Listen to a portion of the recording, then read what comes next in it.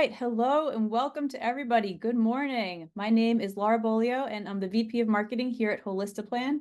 We are absolutely thrilled that you could join us here at our third annual Tax Planning Summit. It's going to be a 100% free live 4-hour event. We have about 5,500 advisors who have registered and thousands who are logging on now. So cheers to you and your tax planning journey. This is the largest free tax planning event that we know of.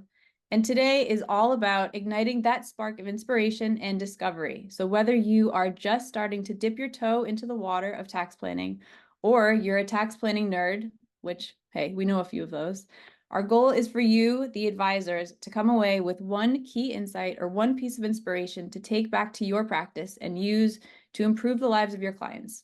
With thousands of advisors joining us this morning, and each with hundreds of clients, when you multiply those learnings out, today could really be a force multiplier for both you and your clients as you put those learnings into practice and create a wave of positive impact. So today, I am joined with my co-host, Tori Happy. She's our head of partnerships here at Holistaplan. Hey, Hi, Tori. everyone. Thank you so much for joining. All right, our pleasure. So, Tori, what is on the agenda for today? Yeah, so I appreciate it. I know this is our third round of the Tax Planning Summit, so I'm sure some of you have been here since the very beginning. Some of you are new, so we appreciate each and every one of you for being here. So we are going to kick it off with Jeff Levine, who's going to talk optimizing the estate plan for income taxes. Then we're going to have a quick 10-minute break. And after that, we're going to come back with our co-founder and CEO, Roger Pine, who is going to talk with a great panel of advisors just like yourself about wins, lessons, and the aha moments of what tax planning has done for their clients. After that, we'll have a break, stretch those legs, grab a snack, and then when we come back, Roger will be doing new product feature announcements, and then he will roll into a session with Debbie Taylor on 5 case studies, 5 real families, 5 tax planning strategies you can implement today. After that, we'll allow you to grab another snack and come back for the last hour where we will be doing the CE credit for the afternoon, the changing nature of personal risk with Meaghan Dow. So action-packed. We're really looking forward to it today. Ooh, action-packed. I love it. Thanks, Tori. Our first speaker this morning is going to be Jeffrey Levine. So Jeffrey is the Chief Planning Officer at Buckingham Strategic Wealth, where he enhances client experiences and supports advisors with his expertise in financial laws and policy. He is a well-respected thought leader and the lead financial planning nerd for Kidsies.com Nerd Eye View blog. Jeff also founded Fully Vested Advice, Inc., offering financial education and consulting. He's an author, an active speaker, and a regular media contributor. This is Jeff's third tax planning summit. So with that, Jeff, I will stop sharing my screen and you can kick it off.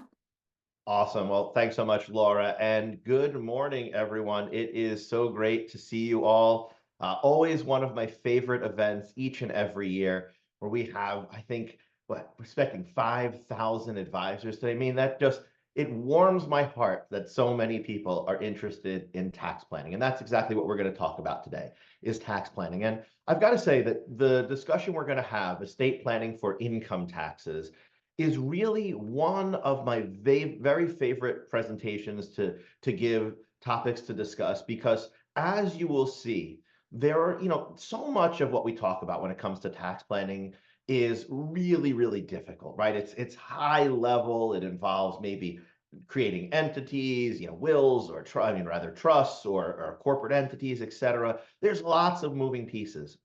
Some of the things we're going to talk about today are incredibly simple. I mean, we're talking about just simply changing account titles and how that can have an incredible impact on a client's future tax liability. So with that, I'm going to go ahead and dive into the presentation and share my screen. But one note here is I will be taking questions to the extent I can throughout the discussion. So if you have those, just a reminder, go ahead and put those into the Q&A box. And periodically, you'll see me glancing over here at one of my other screens just to check that box and see what questions have come in.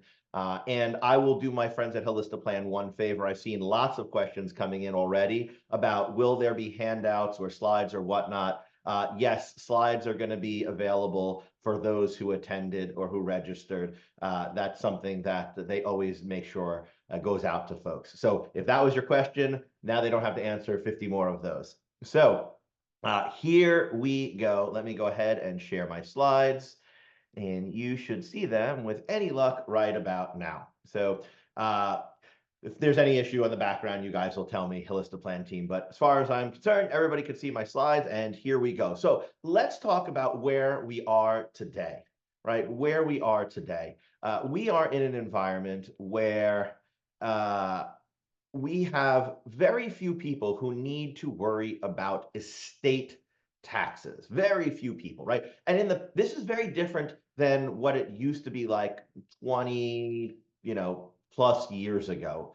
Because 20 years ago, anyone who had any sort of meaningful wealth, so not just the high net worth or the ultra high net worth or the mega ultra, but just mom and pop who did a good job saving, had to worry about their estate taxes. That was the primary concern from a tax perspective upon their death, right? It was what happens as far as federal estate taxes when I die, and how do I mitigate that? That's no longer the case. It takes a few years to put together data, but in 2021, which is a fairly recent year, and most importantly, well after the Tax Cut and Jobs Act changes, 2021, there were 2,584 taxable estates. So out of everyone who died, 2,500 families paid federal estate tax. That's it. And the reason is, look at the difference. We have like 20x'd the estate tax exemption from where it was back in 2000 or 2001, if you will, to where we are today. It wasn't until 2002 that the estate tax exemption first hit $1 million. And look, I know that today $1 million isn't what it was back in 2002, but $1 million in 2002 today would also not be $13.5 million. And that's where we are, right? $13.6 million. And remember, that is per person. That is per person. So when we're talking about married couples, they effectively have $26 million, $27 million plus actually of protection today. Now, of course, I'm well aware, like many of you, or probably all of you, that in just a few years, we're going to go back to half of what the exemption is, if nothing changes, right? The Tax Cut and Jobs Act doubled the estate tax exemption from 2018 through 2025 through the end of next year. But but it's been scheduled to sunset at the end of 2025, going back into 2026. So all of that is set to happen right now. Let's just assume it does. Okay, so we're going to go back to $7 million roughly when you add in inflation per person. And that still means a married couple will have about $14 million of protection in 2026 if nothing changes, if it's not extended. That's still going to cover 99+% of our clients, right? So whether or not we stay at today's exemption amount or go back to where it's scheduled to be, we're talking about going from like 99.9% of people not worrying about it to 99.8%. Yeah, we doubled the amount of people, but you took a really, really, really, really, really small number and just made it a really, really, really small number. So point being today, it's all about income taxes when someone dies. And so with that in mind, what are the things that we need to think about when a client passes away, right? So first thing, filing of the final income tax return. There's a lot of things we want to take advantage of. For instance, if someone is married, that's the last year they may file a joint tax return. Maybe we want to accelerate some income into that tax return. If someone has deferred EE bond interest or I bond interest during the course of their life, you normally don't have to report that each year. You can defer it until that bond matures. Well, one option is to report any deferred income that someone had before they died on their final tax return. Well, if mom or dad are in a lower tax rate than the kids who those bonds are going to, maybe it makes sense to report that income on mom. So those are the types of things I mean of filing a final income tax return and the planning available to there. Not our focus today. Then, of course, we get to the unwinding of tax favored accounts, and I can already see a few. Versions of questions coming in about retirement accounts here. And again, that is a whole major area of planning. Huge changes after the Secure Act, right, where we went from the stretch for most non-spouse beneficiaries to a so-called 10-year rule. Now that's a big deal. A lot of planning involved there. A lot of planning if we have trust. Again, major work to be done on income taxes, but not so much estate taxes. Also, though, the unwinding of tax favored accounts, not our focus for this discussion this morning. The last one is the step up in basis, and that is going to be our focus here. So let's talk about that, the step up in basis. Look, when a client dies, we can, broadly speaking, take their assets and split them into two very nice big groups. We can split them into assets that are IRD, or so-called income in respect of a decedent. And those things don't get a step up, right? This would be common things like IRAs, that's a good one, 401ks, etc. Other than that, we get into the other category where everything else pretty much gets a step up. So let's go the other way. What are the things that don't get a step up? Well, it's IRAs, it's the I bond or EE bond interest we just talked about that someone defers, gain on non-qualified annuities, installment sales. These are all very common examples of something that is taxed after death to the beneficiary, just the same way it would have been to the to the individual, right? To the individual. By contrast, if you have those things, by the way, they're subject to not only income taxes, but as well as state taxes. And the only way to mitigate that would be through the IRD deduction. If you ever wanted to know, does your client get an IRD deduction? I'm just going to really focus really quick on these last two areas right here. The two question test is, did your client inherit an item of IRD? So oftentimes it's, hey, do you have a inherited IRA in your inheritance package, if you will? And did the estate that you inherited it from pay an estate tax? If the answer to both of those is yes, there's an estate tax that occurred. Your client has IRD, they get an IRD deduction. Now, figuring out what that is a whole nother ball of wax.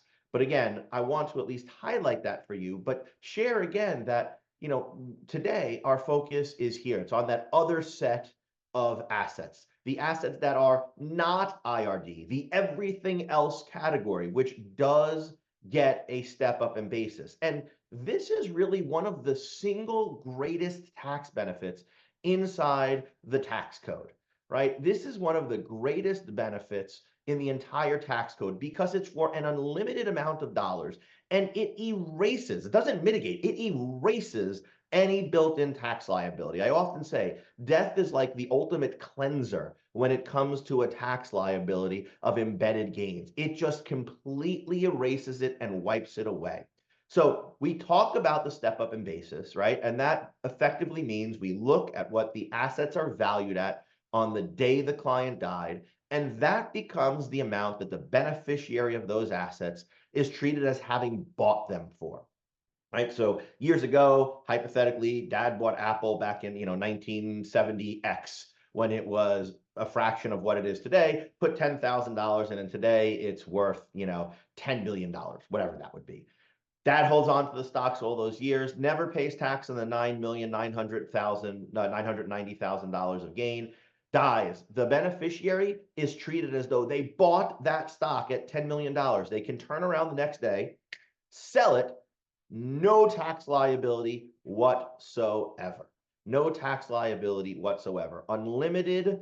And that, by the way, there's very, very unlikely that will change. There were some proposals a few years ago when President Biden first took office that maybe we'll pare this back.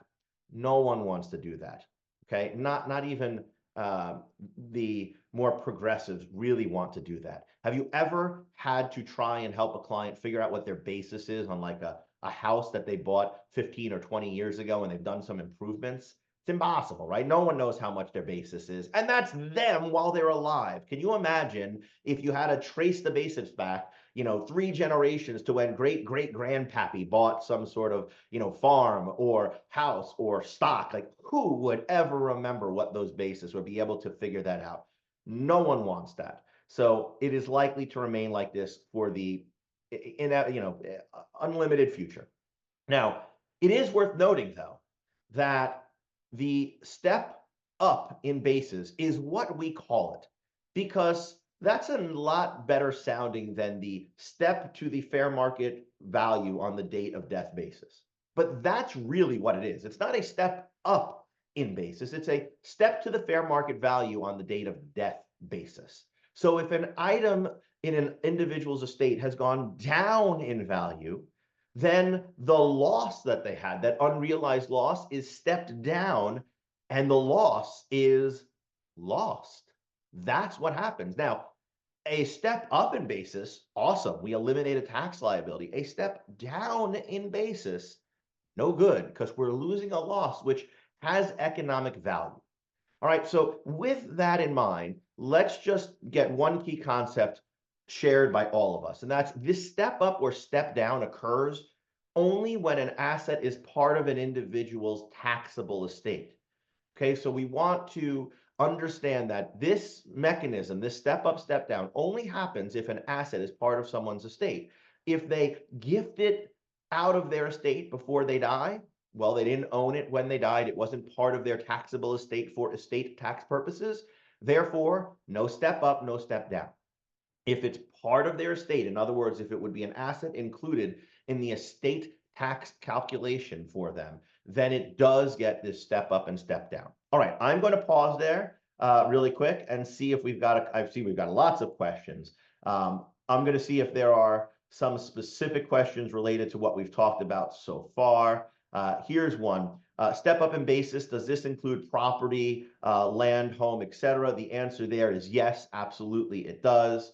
Can you please speak to what happens with carry forward losses after? I'm going to get to that, all of that. And let's see. And a lot of questions around community property versus not. So that's actually a great lead into our next section here, which is talking about what happens with couples. Okay, we're gonna talk about couples because it's actually much more complicated at first than is single individuals. So let's start with couples. And as you can see here on the top, I'm going to emphasize once again something on the slide: separate property states. So right now we're talking about separate property states, what I like to refer to, because I've always lived in a separate property state, as normal states. The rules that apply to about 40 states or so. Separate property states, when a husband and wife, or two married individuals, let's say, it doesn't really, could be any married couple legally married in a jurisdiction. And actually, I'm going to pause there for 1 second and just share something. You will see throughout this discussion a number of slides talking about married couples. And for the rest of the time, and also in the slides, when I'm talking about these couples, I am going to refer to him and her, or husband and wife. The same things apply, same rules apply to any same-sex couples that are legally married. It's just, as you can imagine, it's very difficult to teach something saying like him and him, or her and her, or to present it like that. So for clarity purposes only, it's illustrated, but the same rules apply across the board. All right, so let's talk about this. We've got a married couple. He and she are married, and we are now in a situation where they're in a separate property state.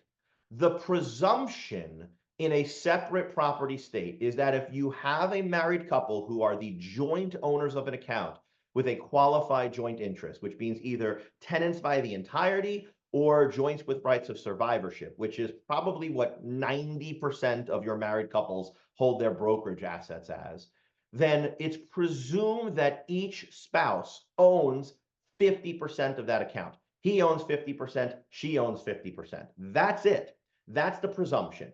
That's different, by the way, than other situations. For instance, if grandma had an account and grandma was like, I don't really think I should be managing this myself, well, obviously the best thing would probably be a power of attorney or something like that. But we've all seen where someone goes and adds their child to the account as a joint owner, right? to effectively manage the account, to see the account, et cetera. It's not the best way in most situations, but we've all seen it happen. If grandma had bought that Apple stock we talked about for 10,000 and it grew to be worth 100,000, excuse me, $10 million, and then grandma had added her daughter on to the account as a joint owner, as long as the daughter didn't take out the money and use it for herself, there's no gift that's been considered to have been made, and the daughter isn't automatically a 50-50 beneficiary or owner of the account. In other words, if grandma died, the daughter should still get a full step up on that 10 million. If instead grandma decided to go out, at the local square dance and met a nice gentleman and got married and added him as the joint owner of that account, so now it's a married couple in a separate property state, the presumption, which is very difficult to rebut, is that each spouse owns 50%. Well, look, here's the good news. If one spouse dies, either spouse, 50% of the account gets stepped up, right? So in our example with grandma, we'd have almost $5 million of basis at that point because half of the account would get stepped up. The bad news is it's only half of the account, right? Now, let's distinguish this from the community property states, what I like to think of as the weird states with those wacky rules. Now, I say that, but I want to prove it to you because in my mind, community property states, well, they violate the laws of physics. That's how weird their rules are. I'm going to show you what I mean. So I have here an item that is mine. This is my cell phone. I own this cell phone. 100% of this cell phone is mine. If I were to say, I own 100% of this cell phone, and then turn to you and ask you, if I own 100%, how much could you own of my phone? What would your answer be somewhat logically if I tell you I own 100%? I'm going to guess you're saying to yourself, well, zero, Jeff, right? Isn't this this seems like a very silly question. Well, that's right, because that's how normal rules would work, right? If I own 100%, there's nothing left for you to own. But from a tax perspective, from an income tax perspective, if we were in a community property state, I would own 100% of this phone. Let's call this phone my account, right? And if it's joint property or community property, I should say, not only do I own 100% of the phone, my spouse owns 100% of the phone. Now, to be clear, I'm not saying my spouse owns 50% and I own 50% and together we own 100%. I'm saying I own all of it. And also, violating the laws of physics at the same time, my spouse owns all of it. We each own 100%. It doesn't make any sense, but now think about it. If we each own 100%, when we die, 100% of each asset is included in our estate, right? Which means there's a step up / step down in basis on the whole thing. Now, notably, this applies whether or not we have the account titled in my name or my wife's name or joint account. If it's community property, by its very nature, that's the whole point of community property. You can't just randomly title it differently to get different treatment. It's equal for both spouses. So effectively, to simplify this, it looks a little bit like this. So in the top graphically, and I think this really illustrates nicely the difference between separate and community property treatment for qualified joint interests, or basically joint accounts, right? In the top, we've got 3 accounts, his, hers, and theirs. And in each of those accounts, years ago, they put $50,000 in and they made an investment. And in each of the accounts, it grew to be worth $200,000. And now the wife in this particular example is not doing well. She passes away. On the left side of your screen, you can see the result in a separate property state. The account that the husband owned in his name only, well, it was his. Therefore, she owned nothing. It wasn't in her estate. No step up in basis, exactly the same as it was before death. The account that they owned together, a joint account, well, there was $50,000 of basis. It grew to be worth $200,000. Half of the account is deemed to be hers. So $100,000 is the step up amount. Plus, he owned $25,000 of the initial basis, right? Half of the initial basis. So he would have $125,000 of basis going forward. Finally, the account that was hers in her name only, well, there would be a full step up in basis because it was all hers. Now, I did see a couple questions about TOD accounts or POD accounts, etc. Those are, think of a transfer on death or payable on death. It's just a way of pushing the beneficiary form down, right? Just a way of pushing the beneficiary, or rather making the beneficiary illustrated on the beneficiary form. From a tax perspective here, it's not like a retirement account where there's different treatment if you're named on a beneficiary form versus being named off. From this point of view, it's just a mechanism to avoid probate and effectively transfer those assets to that individual. But the same rules apply. You could have a joint POD account. Well, it would be a joint rules. If you had an individual TOD account, it would follow the same rules for an individual. Now, if you look at the bottom left, you can see that that surviving spouse from a tax perspective is in a lot better position than the couple was as a whole. In other words, there's a lot more basis, a lot more dark green on the bottom left than there was before the wife died. But nowhere near the bottom right, right? If those assets were community property and each of those accounts were community property, I know it looks like, well, it's his, it's hers, it's theirs, but with community property, you can't even really believe the account statement you see, because if it says his, but it was money that they both got while they were married, it was part of their earnings from marriage, it's community property. It means they both own 100%. If she dies, well, there's a full step up in basis. So the account that was hers, the account that was theirs, and the account that was his, all are now 100% available for sale after her death in a community property state. That on the bottom right looks even better than the bottom left. So here's the next question. For our clients who live in separate property states, because today, whether you specifically live or primarily work at a separate property state or not, you are going to have clients who live across the country. The question is, how do we get closer to the bottom right for clients in a separate property state? And I see a lot of questions have come in here. I'll take a quick glance again and see where we are.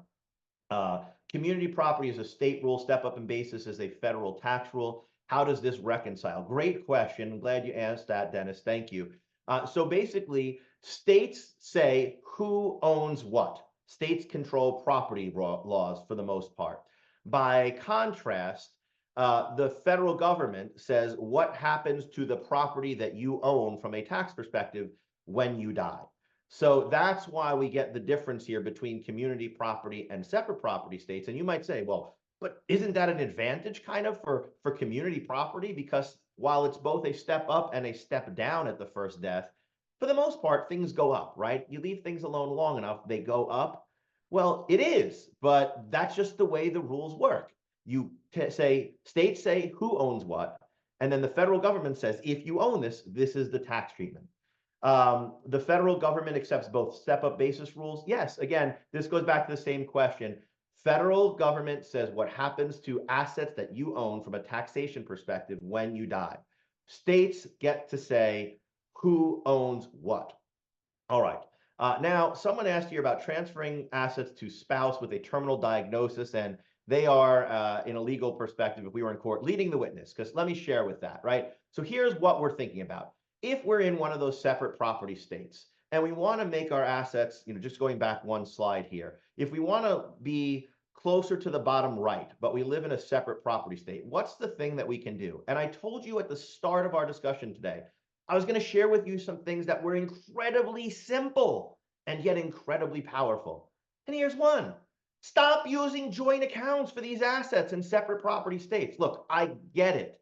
I have always lived in a separate property state my entire life. Most of my clients lived in a separate property states. Joint accounts are really nice for a lot of reasons, right? From a marital perspective, it's great. Like, I love you, you love me, we do things together, kumbaya, feels good, right? Also, each spouse, when they log in, they can see the accounts easily. If one spouse calls you up to say, let's talk about the account, you can do so legally. I get it. Lots of really, really nice things about a joint account, but they stink for tax planning purposes in separate property states, right? So here's one thing we could do.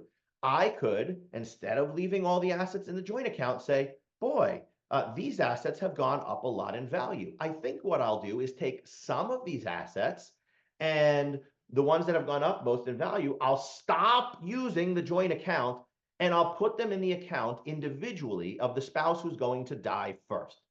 Now, I know as soon as I say that, some of you are giggling and saying, how are we going to know? Some of you are also giggling saying, I know how we can do that. And some of you are just wondering like, well, how do we know? I get it. Sometimes you don't.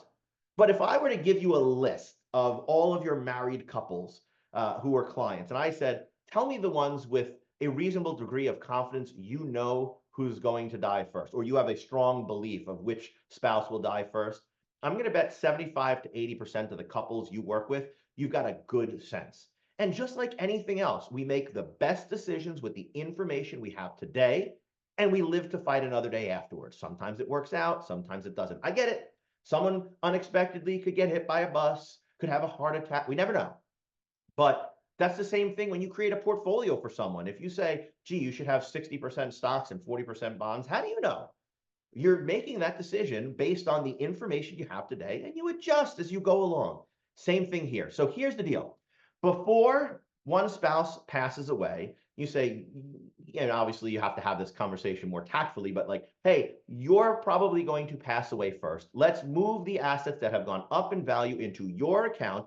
And when you die, leave them back to your spouse, right? Like you hold the assets, and when you die, whether it's POD, a payable on death, transfer on death, beneficiary designation, or just via your will, just leave them back to your spouse.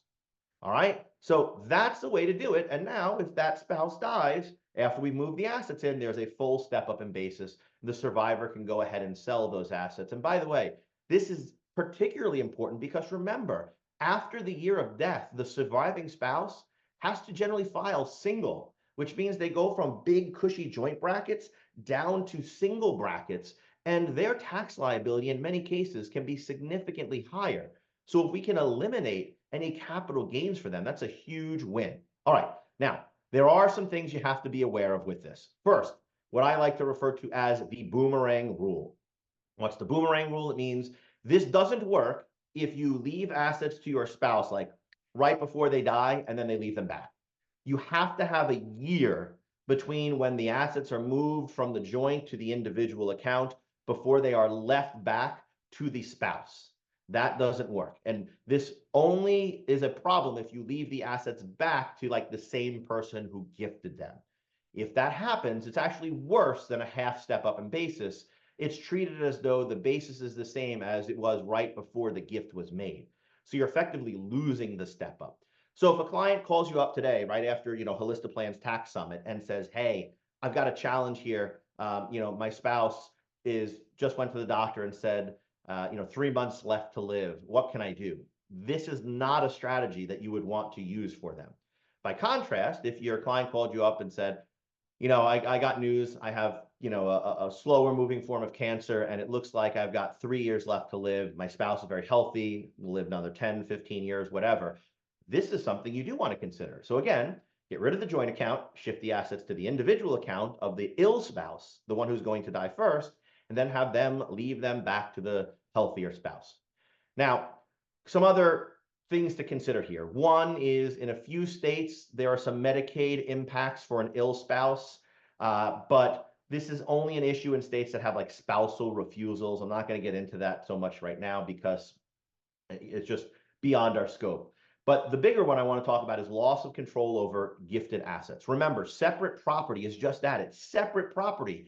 It's the individual's own property. So I want you to imagine this scenario. Your clients are a married couple and they've been with you for, 20 years, and they are the quintessential American couple, high school sweethearts that were married 60 years ago. They're now in their late 80s, and they have just loved on each other every day of their lives. And all of a sudden, you get a call from the husband one day, and he says, "Oh, I'm so sad to say this. We just went to the doctor, and my wife, she's ill. The doctor gives her 18 months left to live. I just wanted you to know as our financial advisor, Jenny, that, Jenny, if there's anything that we should be doing because of what's going on with my wife." And of course, the first thing Jenny, the financial advisor, says is, "I'm so sorry," and does all all the niceties and the human touch, the more important stuff, right? I'm skipping that, not because it's not important, but because everyone gets it, right? The first thing that Jenny does is not going to be like, well, I'm so sorry to hear that, but let me tell you about a great tax planning strategy, right? That would not work. But let's say that's happened, right? And now Jenny turns and says, and with all that in mind, one of the things that as your financial advisor, you've tasked me to do is, even in these difficult times, to make sure that I'm doing everything I can for you and your family, to make sure that, no matter what situation there is, that we make the moves that put you and your children and your grandchildren in the best position going forward. And so I want to talk to you about this approach. And you talk about moving the assets into his wife's name, who's got, 18 months left to live, according to the doctors. And he says, okay, let me talk with my wife. He hangs up, calls you back a few minutes later, says, let's do it. And it's done. You move the assets that have gone up in value from their joint account out to the separate account of the wife. And everything works out well, meaning she lives past the year. And almost like clockwork, 18 months later, you get a call from the husband, says, hey, just want to keep you up to date. Just like the doctor said, it's 18 months. We've now moved my beloved wife into hospice. And I'm about ready to go over and see her. I just wanted to let you know so you were aware of what's going on. And let's say the husband goes over to the hospice facility, walks in and sees his lovely wife of 60 plus years, and she's hooked up to the machines and the tubes, and he sits with her, but when he leaves, he's heartbroken. He can't go back and see her. Meanwhile, his wife, for the next few days, is sitting there saying, I can't believe it. He came to visit me when I came in, and this jerk, who I've been married to for 60 years, won't even come and see me in my last few days. What a complete and total jerk. And in that moment of weakness, what happens? Well, the door to the hospital room opens, and who walks in? Well, no one but the most handsome doctor you've ever seen. And his wife says, hey, Mr. Doctor, Dr. McDreamy, what's your name, date of birth, and social security number? I'd like to update my wills and beneficiary forms and make you the new owner, a new beneficiary of my assets. Forget my husband. Can she do that? The answer in a separate property state is largely yes. There are some things like spousal rights of elections, etc. But in general, the general rule of thumb here is if it's your separate property, you choose what happens. So there has to be trust between the couples. Not a trust, not a document, but faith between the married couples. All right. So those are all the things you want to be aware of. Now, let's switch gears for a moment and talk about the other side. Let's talk about capital losses. Now, I'm about to blow your minds on something. And I'm going to tell you something about a joint tax return that probably you're not aware of. And if you went to talk to the CPAs you work with, I would bet you 90 to 95% of them are not aware of either. A joint tax return is not our income, our deductions, our credits, etc. That's what most people think of it as, right? It's our tax return, it's our income, our deductions, our credits. That's not what a joint tax return is. Jeff, what is it then?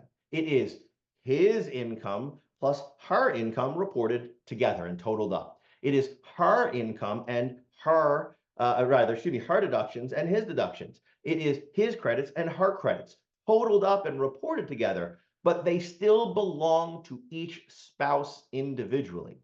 Now, let's fast forward that to the realm of capital losses. It means if he has some losses and he dies, so too do his capital losses. Capital losses die at death. I should say capital losses die the year someone dies. So if, let's say, look, I'm married. If I had capital losses and something happened to me today, this year would be the last year my spouse could use those losses because we would file a joint tax return this year. And after that, though, poof, they're gone. Now, here's the challenge, if you will, right? As as tax planners or as budding tax planners, if this is something new to you, you might be familiar with the fact that, hey, let me send my tax return through Holistaplan and analyze it for a client. You know what? Holistaplan is going to see, let's say, two 8606s for your client's non-deductible IRA contributions. If each of your clients has, other aspects that are unique to them, there's two forms. If they each own a business, Holistaplan is going to pick up two Schedule Cs if they're each sole proprietors. But if they are each in ownership, or if they each have capital losses, where do we see those? How many Schedule Ds are there? And the answer is there's only one. And it doesn't even distinguish between his and hers. So this is something that you have to keep track of off the tax return. And yes, when someone dies, so too does that capital loss. If you had married clients who had capital loss carryforwards from a joint account, and this is true whether it's separate property or community property, because if it was in a community property state, the income is apportioned equally to each spouse, right? If it's community property, if it's a separate property state and it was a joint account, they would each be considered to own 50% of the account. So each would own 50% of the losses. When one spouse died, if they had $100,000 of carry forward capital losses on their tax return, after that year, so the following year, if they weren't used, $50,000 of losses are gone. We have lost a loss. And a loss has economic value, right? It can offset gain. So these are all critical things. And yes, this happens, that is true. A joint tax return, you knock away, the whole loss is not carried forward. And your CPA friends will be so surprised by this in many cases that I've actually given you the revenue ruling that references this. I don't like to include a lot of citations like this because people get bogged down and focused on the wrong thing, but you'll get so much pushback from your tax preparer colleagues and centers of influence that I want you to have this and be armed and ready to talk to them. So what do you do from a planning perspective? What do we as the advisors do with this information, knowing that a loss could be lost? Well, the very first thing is we have to separate whether we're talking about an already realized loss or an unrealized loss. And what do I mean by an already realized loss? Well, two varieties. One is I have carry forward capital losses up on my tax return, right? You put your tax return into Holistaplan. Holistaplan says, oh, by the way, you've got this amount of carry forward capital losses. Great. That's one already realized loss. The second one is I sold some stuff earlier this year in January or February that had a loss. I was planning on maybe doing something later this year and selling something with a gain, or maybe I was just tax loss harvesting when there was a little bit of a dip in the market. Whatever it is, I sold something earlier this year. In both cases, this sell has already happened, right? It's history. The loss is locked in, can't change. Well, here you have one strategy and one strategy only. Find some assets with a gain and sell them to use the losses, because if you don't use them by the end of the year of death, they are lost. They're gone. You lose that ability to benefit from the loss. So you might say, but Jeff, my clients, they like all the assets that have gain. I mean, they have gain. That's why they like them. No problem. You had something that you bought years ago that the client likes, but you have losses you want to offset. Sell it now and buy it back, the same thing now. So I'm not really saying to get rid of the asset. I'm just saying sell something, effectively step up the basis because you utilize the loss to offset the gain. And then if you want to buy something different, sure. But if you want to buy the exact same thing, go ahead, buy it right back. You can do so right away. Now, I see, questions are going to start coming in here. I know it without a doubt. Someone's going to ask me, but Jeff, what about the wash sale? There it is. There. So it's the Diane hit it. I knew it was going to come in. I was looking at the other screen, waiting to see who was going to ask it first. Jeff, what about the wash sale rule? Diane, thank you for asking that question. It's a great question. Thankfully, you don't have to worry about it in this situation. Remember, the wash sale rule only applies when you're selling something with a loss and buying it right back. Whoops, sorry. I accidentally dragged my mouse here. It only applies to something with a loss when you're trying to use that loss and you buy it right back. But here, you're specifically trying to sell something with a gain, right? That's the whole point of this.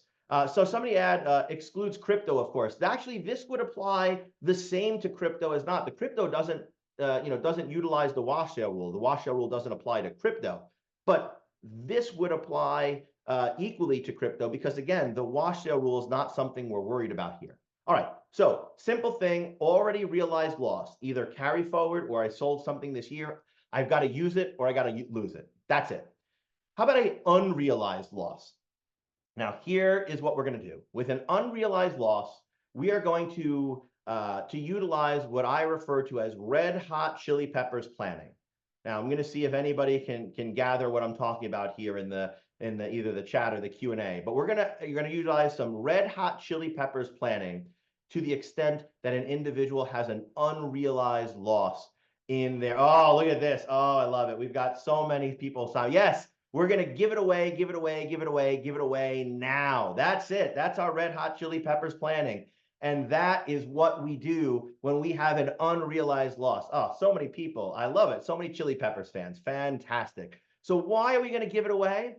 Because we don't want to die with a loss. That is your golden rule here. Don't die with a loss.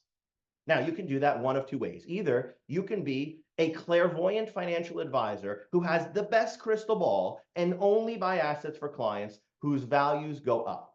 Now, for everyone else, we're going to have to utilize red hot chili peppers planning, which is make sure we give away the asset before we die. All right. Now, I'm actually going to show you what happens with a non-spouse situation first because it's more complicated. And then we'll go back to a spousal situation. All right. So here is what happens with a non-spouse. You can see here 3 zones, if you will. A zone, let's imagine, I'm going to put some numbers to this. I think it'll help. So let's imagine I bought something for $10, right? I bought an asset for $10. We'll label that here. That's the original price. And let's say price at date of gift / death is $3. So I bought something, it went down to 3, and now I'm not feeling so good, may not make it too much longer in this world. And I'm thinking what I can do from a tax planning perspective. Let's compare 3 scenarios of what happens if I die versus what happens if I give an asset away using our red hot chili peppers planning. All right, so first thing you need to know, if you give away an asset that has gone down in value, then the recipient of that, a non-spouse, is subject to those double basis rules. Those are those rules you learned when you were taking your CFP stuff and never really paid attention to again. Yeah, those things are what apply here. So what it means is there's one basis, the amount I bought it at, to determine if the beneficiary has a gain. There's another, the amount I give it away at, to determine if they have a loss. So let's look at 3 scenarios. Okay, first one, I bought it at 10, it dropped to 3. I die. My beneficiary gets it. What's their basis? 3, right? A step down in basis. They have lost my loss. If they sell it after the investment loses another $2 and it's worth 1, they get a $2 capital loss, right? All right, now that's if I died. Let's compare it to if I gave it away. Bought it at 10, it went to 3. I give it away. Drops to 1 before I die. Beneficiary sells it. Well, they use the lower amount, the double basis rules, they use the lower amount to determine the capital loss. Well, the lower amount is 3. If it was 1, they get a $2 capital. Wait, that's the same thing. So far, I actually haven't done anything, right? I haven't helped any situation. I haven't hurt anything, but I haven't helped anything. All right, now let's look at the other 2 scenarios. I bought it at 10. It went to 3. I die. My beneficiary gets it. It goes back to 7. Well, remember, if I die, my beneficiary gets it with a basis of 3, step down, which means if they sell it at 7, there's a $4 capital gain, even though they're selling it for less than I bought it for. By contrast, I bought it at 10, it goes to 3, I give it away. It goes back to 7. Well, it's not below 3, so the beneficiary doesn't get a loss. It's not above 10. So the beneficiary doesn't have a gain. It's nothing. It's a wash. They just sell it with no consequence whatsoever. Last one, bought it for 10, dropped to 3, died, went to 17 before my beneficiary sold it. If I died, that's a $14 capital gain. By contrast, if I had given it away, they used the top amount to determine a gain. It's only a $7 gain.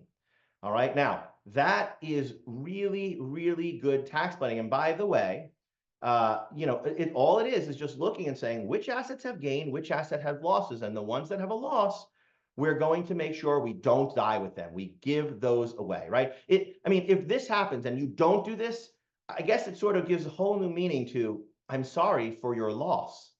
All right, I digress. We'll move on. You got to try to keep things interesting, right? All right, so here's the deal. If we're looking at spouses, right, it's even better because there are no double basis rules. The basis of the spouse is the basis that the first spouse had. Now, in separate property states, this is very easy. In community property states, in order for this to work, because you can't just shift assets back and forth and make it not community property, you first have to do what's called transmute or change the community property to separate property so that you can move it to the separate account of the well spouse. Remember, we want assets that have gone up in value to go to the ill spouse. We want assets that have gone down in value to go to the well spouse. And so in this example, the husband is the one who might pass away. You can see a little thermometer in his mouth over here. And so he's going to pass away first. We move all the assets that have gone up to get a step up in basis as long as he lives a year or more. And the wife, in this case, has all these capital losses, these unrealized losses to help offset future gain. It is unbelievably powerful tax planning. So very simple. Again, step one, gain into the ill spouse. Step two, losses to the healthy spouse. Step three, use up your carry forward capital losses. That's like your main things. Now, to give you a little bit more flavor here, and then I'll close with answering a few questions, just keep in mind that this impacts not just today's planning, but, planning from years ago. We talked about how, everyone was worried about federal estate taxes years ago, and that's not a huge issue anymore. But a lot of your clients may have credit shelter trusts as part of their plan today, or credit shelter trusts that were implemented years ago. Remember, credit shelter trusts, the big benefit is that they're outside of the estate of the surviving spouse. But if they're outside of the estate, remember the key concept, the first key concept, the one from the slide with my little image on it, right? By the way, great tip for if you're ever making presentations, make your own caricature. You can draw yourself as skinny and nice as you want. It's beautiful. In that particular situation, right, we said it has to be part of your estate to get a step up in basis. Well, a credit shelter trust by its whole purpose is outside of the estate. So it's not subject to estate taxes. So there is no step up. But if you don't have an estate large enough, let's say, mom has $3 million of her own assets and a $4 million credit shelter trust. Well, if she dies today, there's more than enough assets. Maybe we want to stop using the credit shelter trust, distribute assets in the credit shelter trust if they're in there, if we can. Maybe we want to utilize some sort of disclaimer planning to offset. And if you can't do any of that, maybe just look at your asset allocation, your asset location. Put things that are not likely to need a step up in basis, like your fixed income inside the credit shelter trust, and put the growthy stuff inside the spouse's individual account so that when the surviving spouse dies, there's a step up. And again, that's completely the opposite of everything we were all taught growing up, if you will. We were always taught, put the stuff that appreciates in the credit shelter trust because there won't be an estate tax. But if the exemption is so high for your client that they'll never have it anyway, then we want to maximize the step up in basis. So that also means things like stop utilizing valuation discounts, or, don't gift assets that have gone up in value, gift cash and hold on to the assets so there's a step up for those future beneficiaries. Now, some other things you can think about here. I give you another idea, okay? A few more ideas with our last few moments left, just to tickle your fancy about some other things that you can do to take this to the next level. Everything I've talked to you about so far has been really, really straightforward, right? Just let's change accounts, now let's talk about a little bit next level. Let's say I have an asset that has gone up in value a lot. Well, I am 41. I just turned 41 last week. If something happens to me, there's a step up, but hopefully there's not going to be a step up for me for another, 40, 50, 60 years, I'm hoping. So what do I do? Well, one thing I could do is I could consider maybe either gifting assets to, I am lucky, I have grandparents actually who are 95. Both living. I could give them assets, or if I didn't want to give them outright, I could give them a power of appointment, effectively say, Grandpa, when you die, you can say where my assets go. That's called a general power of appointment. And when you give someone a general power of appointment, those assets, even if they don't own them, are included as part of their estate. But if they're included as part of their estate, that means now there's a step up in basis. They could appoint those assets right back to me. Again, need a year to work, but that's an option. In about 5 states, there are now community property trusts. These are trusts that have the same properties, if you will, as community property states, but only for the assets placed in those trusts. You can see there that several states have added those. Here's another one, okay? A 2038 marital trust. Here's the short example for, or the high level. You come to me and you say, Jeff, I've got clients who are each, 85, but they're both really healthy. I have no idea who's going to die first, but I want to step up in basis to the full extent. How do I deal with this? Like, I don't know who's going to die first. Here's your answer. Create a trust like this. And here's the example. I'll put all the assets in my name. It'll be a revocable trust. If it's revocable and it's mine, how much of it is mine? 100%, right? If I then say in my trust, I say, I will give my wife the power to dictate where the assets in my trust go when I die, that's that power of appointment, which means when she dies, there's a full step up. So if I die, it's revocable, full step up. If she dies, it's a power of appointment, it's a full step up. It works either way. So we can start to really move this in a positive direction. All right, so bottom line, lots to think about. Remember, today, federal estate tax is only a real secondary issue for most clients, right? Today, the real issue for most people is income taxes. That's figuring out the final tax return. It's making sure that we're unwinding tax favored accounts, and it's doing the things that we talked about today to maximize a step up in basis and minimize a step down in basis. Simple things you can do to help put a client in the best possible position. And with that, I know I've come to the end of my time. I'm going to be answering some other questions here in the chat going forward, and we'll make sure. I know Holistaplan has some amazing plans to send some answers to you all over the coming days and weeks. But thank you all again. Holistaplan, to my friends there, thank you so much for including me in this amazing event. And best of luck to everyone for a wonderful rest of 2024. Happy tax planning, folks. See you soon. Thank you, Jeff. That was absolutely incredible. That was so inspiring, so much knowledge. If you saw the chat, it was absolutely popping off in the Q&A. So thank you again, Jeff, for your time this morning. All right, so now we're going to go ahead and we're going to take a 10-minute break. One quick announcement is that we've enabled upvoting in the Q&A. So if you see a question that you really like that you want answered, if you click that little thumbs up sign, it'll upvote it, and then that will get to our speakers.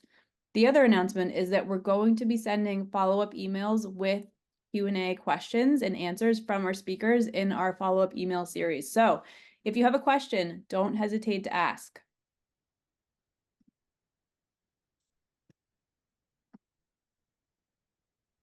Okay, the other big thing is for folks who are new to Holistaplan or who are on the fence about starting with tax planning, for 2 weeks only, we have our best promotion of the year. For 2 weeks only, we're going to be offering a 20% discount on our Premium Plus plan, which is our best plan. It has the most value.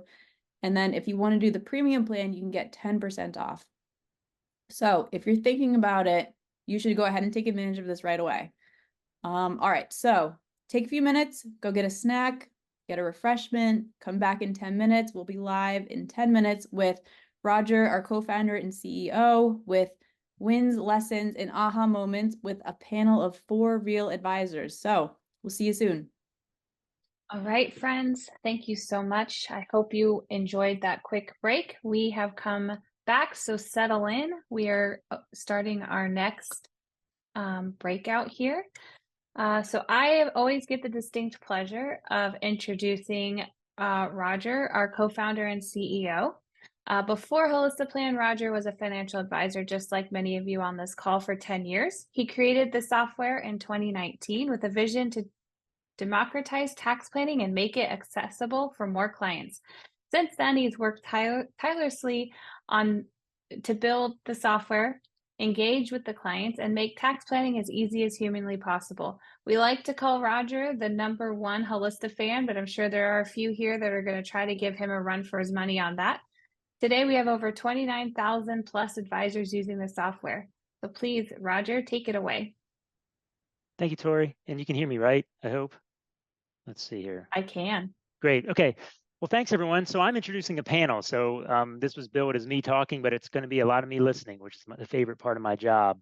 And when y'all see me on a video or my colleagues on a video or a webinar, a lot of times we're talking about Holistiplan. We're talking about our product, the newest feature or how to use it better. And that makes sense. That's our job, to improve the product, to help people use it. But it would make you maybe think that we believe the universe revolves around Holistiplan. We know that's not true. We in fact stress within the company that we're a tool. Holistiplan is a tool, and you, the advisor, you're the artisan, you're the star of the show. And our job is to help you look good in front of your clients. And so the goal of our panel today, the reason we put together a panel today, was we have 4 practitioners who have that story to tell, how they have taken, yes, they have Holistiplan in common as part of their tech stack, but they have stories they can share about how tax planning has helped them be the stars of the show in the eyes of their clients. And so I'm struggling to see where things are going with my computer here. Y'all are there? Yes. Okay, how about this, friends? Let's go in reverse order of alphabetical order. Kristen, Kevin, Johnny, Emily. And if the 4 of y'all could take turns introducing yourself, what firm are you from? But I'd be interested in hearing what was your relationship with tax planning. This is how we'll introduce ourselves. What was your relationship with tax planning? How did that change? Not just with Holistiplan, but in general, as your firm built out a tax planning capability. And then how easy or hard was that change to navigate as you went along? So I'll start with you, Kristen. If you could give us your who you are, and then those introductions on how your firm came to be as far as tax planning goes. Great. Well, thanks, Roger. Happy to be here today and share a little bit about my experience. I'm a senior financial planner with Pinnacle Financial Partners and Raymond James. And I have been working with a team of 4 advisors and handle all of the financial planning and tax planning for our team of advisors and our clients. And so I'm the tax planning nerd on our team and love it. But I've been a CFP professional since 2007, but actually didn't really get interested in tax planning specifically until probably 2018, 2019. And I think that was primarily driven by the growth we had seen in our clients' assets. And we worked specifically with a lot of retirees. And so thinking about how do we help them down the decumulation mountain, and where do we take assets from when we have huge embedded gains, large RMDs and IRAs and things like that. So we started doing tax planning to kind of help think through the implications of where to take money for people. And I didn't really know how to do that. So being a little bit old school, I created a spreadsheet, not to give to clients or show to clients, but to help me think through it. I'm sure compliance is cringing, but I know there was a lot of room for human error in doing that. So I wasn't really very excited about taking on that, that burden of the tax planning, because I knew my limitations. And so we kind of plodded through over a number of years. I think Secure Act made it a lot more important for us to think about tax planning for our clients. And then our firm finally approved Holistiplan in November of last year. So in November, I got really excited about this opportunity that I think we had to really add a lot of value to our clients that they weren't getting anywhere else.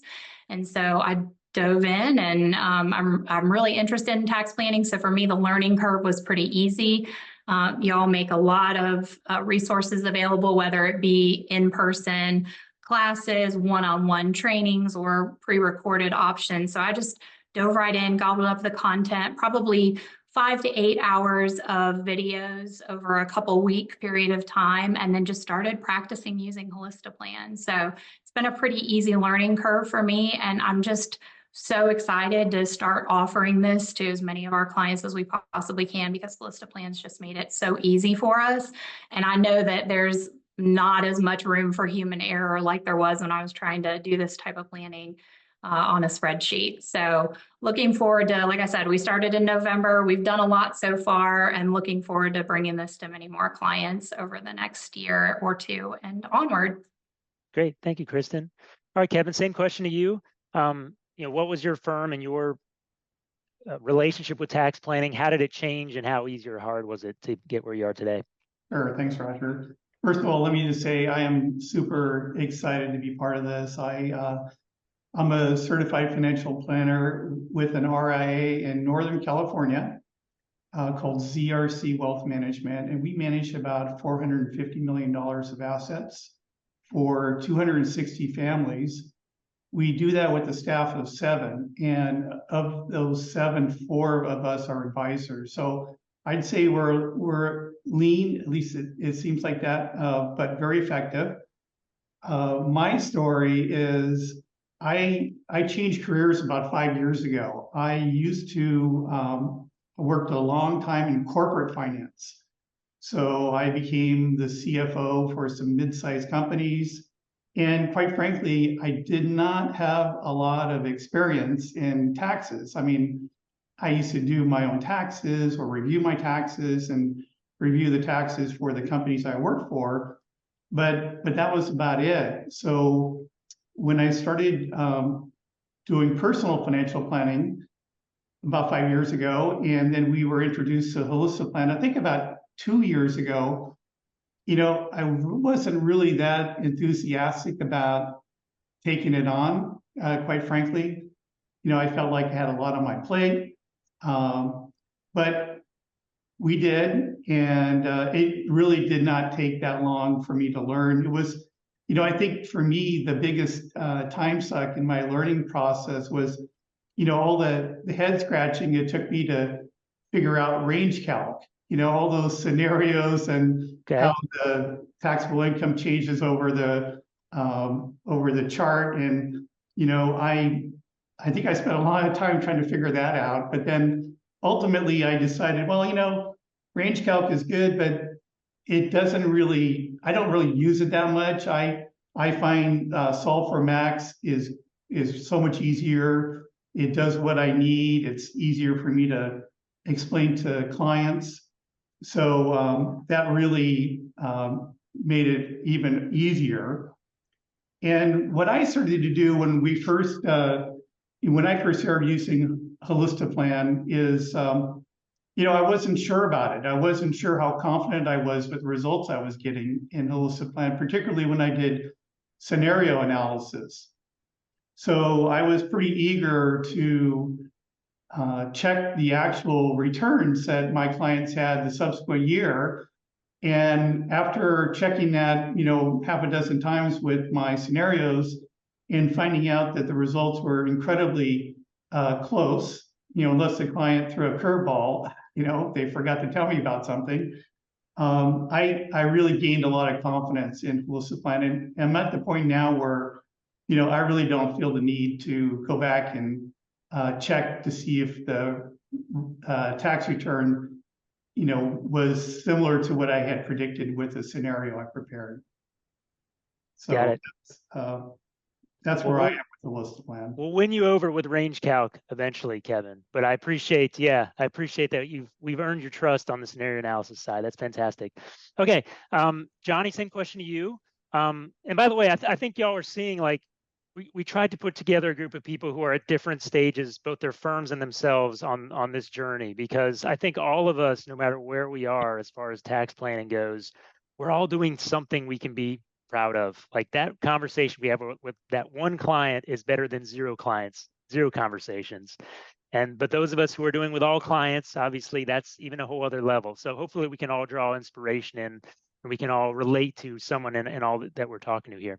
All right, Johnny, same question to you. What were y'all doing with tax planning before? Where are you now? How hard was it to get there?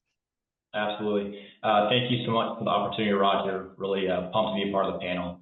So in terms of our firm and how we've done what we were doing before and what we're doing now. So a little bit of context. I'm a member of the Harvey Group. We're an independent wealth management firm based out of Alexandria, Virginia, affiliated with Commonwealth Financial Network. We're a team of 5. All of us are advisors. One of us in the firm, though, her main role is our client service manager. And we have about 417 households. We manage roughly 280 million for those households. So pretty good size practice. And I myself have been in the business for just over 3 years, changed careers, and started in March of 2021. I was a finance major at Clemson. I have my MBA from Clemson as well, and was in sales and operations somewhere else, and then decided to pivot into the wealth management industry. And it's been fantastic so far.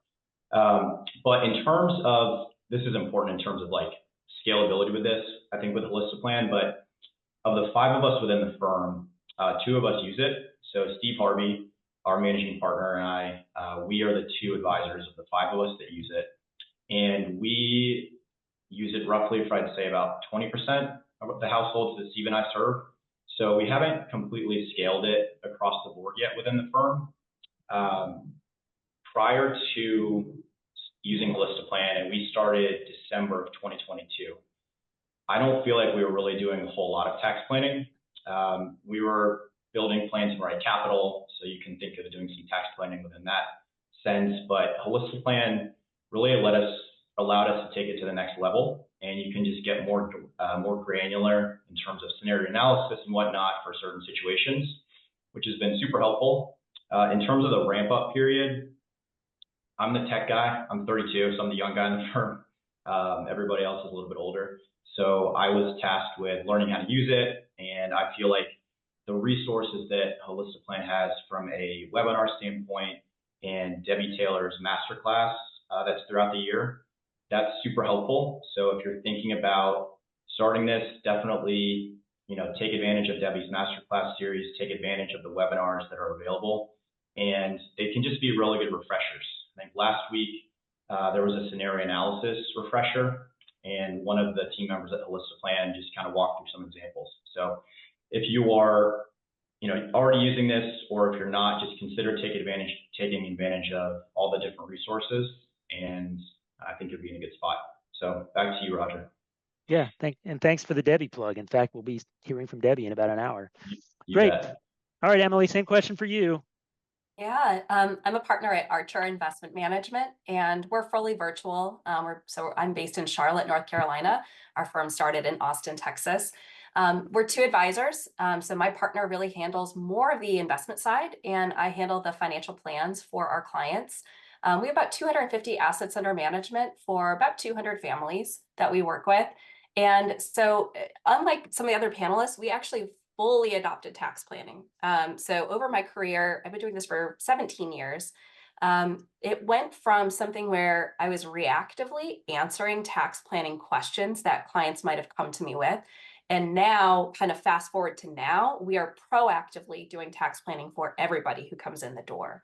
So what's really helped is having the right software in general has allowed us to really scale this, but more importantly, really having a lot of workflows and processes around handling tax planning. We've determined really what parts of tax planning are things that I ultimately need to be doing, and what parts can other members of our team potentially be doing. So what we do sort of proactively is we take a look at tax returns. So either the draft returns that our clients have their CPAs prepare, or their tax returns once they're completed, and we just take a look for potential errors. So some of the wins, so some of the name of this panel, right, is wins, is finding some of those mistakes. It's really fun. Yeah, that was my next question, actually, Emily. Yeah, so if you want to give us one of your wins from tax planning, let's hear it. Yeah, I have a little list just because I love Oh, being able to keep that list. I just keep that handy for myself, and also for examples for prospective clients. So finding situations where I had a client who had a $200,000 tax bill, and with help, it became a $45,000 tax bill. So still pretty painful, but certainly not as much as it would be. And we found different types of mistakes that clients potentially had. So that's part of our process, is to review tax returns. But every time that we start a new financial plan or we bring a new client in, we're using the tax report. And it's just as simple as helping a client walk through and understand their tax return. So that's something that most clients don't really understand, where they fall in the brackets or how they work. And so that's just a really nice, simple tool just to show, yes, we do look at your tax return. This is a neat report that we come up with that helps you understand it better. And then we use scenario analysis for any type of client that potentially it wants to do some itemized deduction bunching or charitable contributions. We use the DAF explainer within scenario analysis to allow us to kind of show clients the impact of having a DAF and Roth conversion explainer. So we use those different types of tools for our clients to take a look at their potential return and the impact of some of those different types of strategies. And then the final thing we use is the tax letter has been fantastic. And that's been a really meaningful tool to allow us to communicate with the CPA and support the tax return process with the CPA. So that's really evolved over time. I would say the last 3 years, we've done a lot more proactive planning for taxes and integrated that into all of our workflows and our processes that we bring on with every client that we have. Great, thank you. All right, so far, a $200,000 tax bill down to 45. That's the high water mark. Who's got? I'd love to hear y'all's greatest hits of. Give me your greatest hit, Kristen, of a case where you found something amazing or something where that really made you the hero in the eyes of your client, or a perspective. I think you may have a story where you brought on a prospective client based on something like this, right?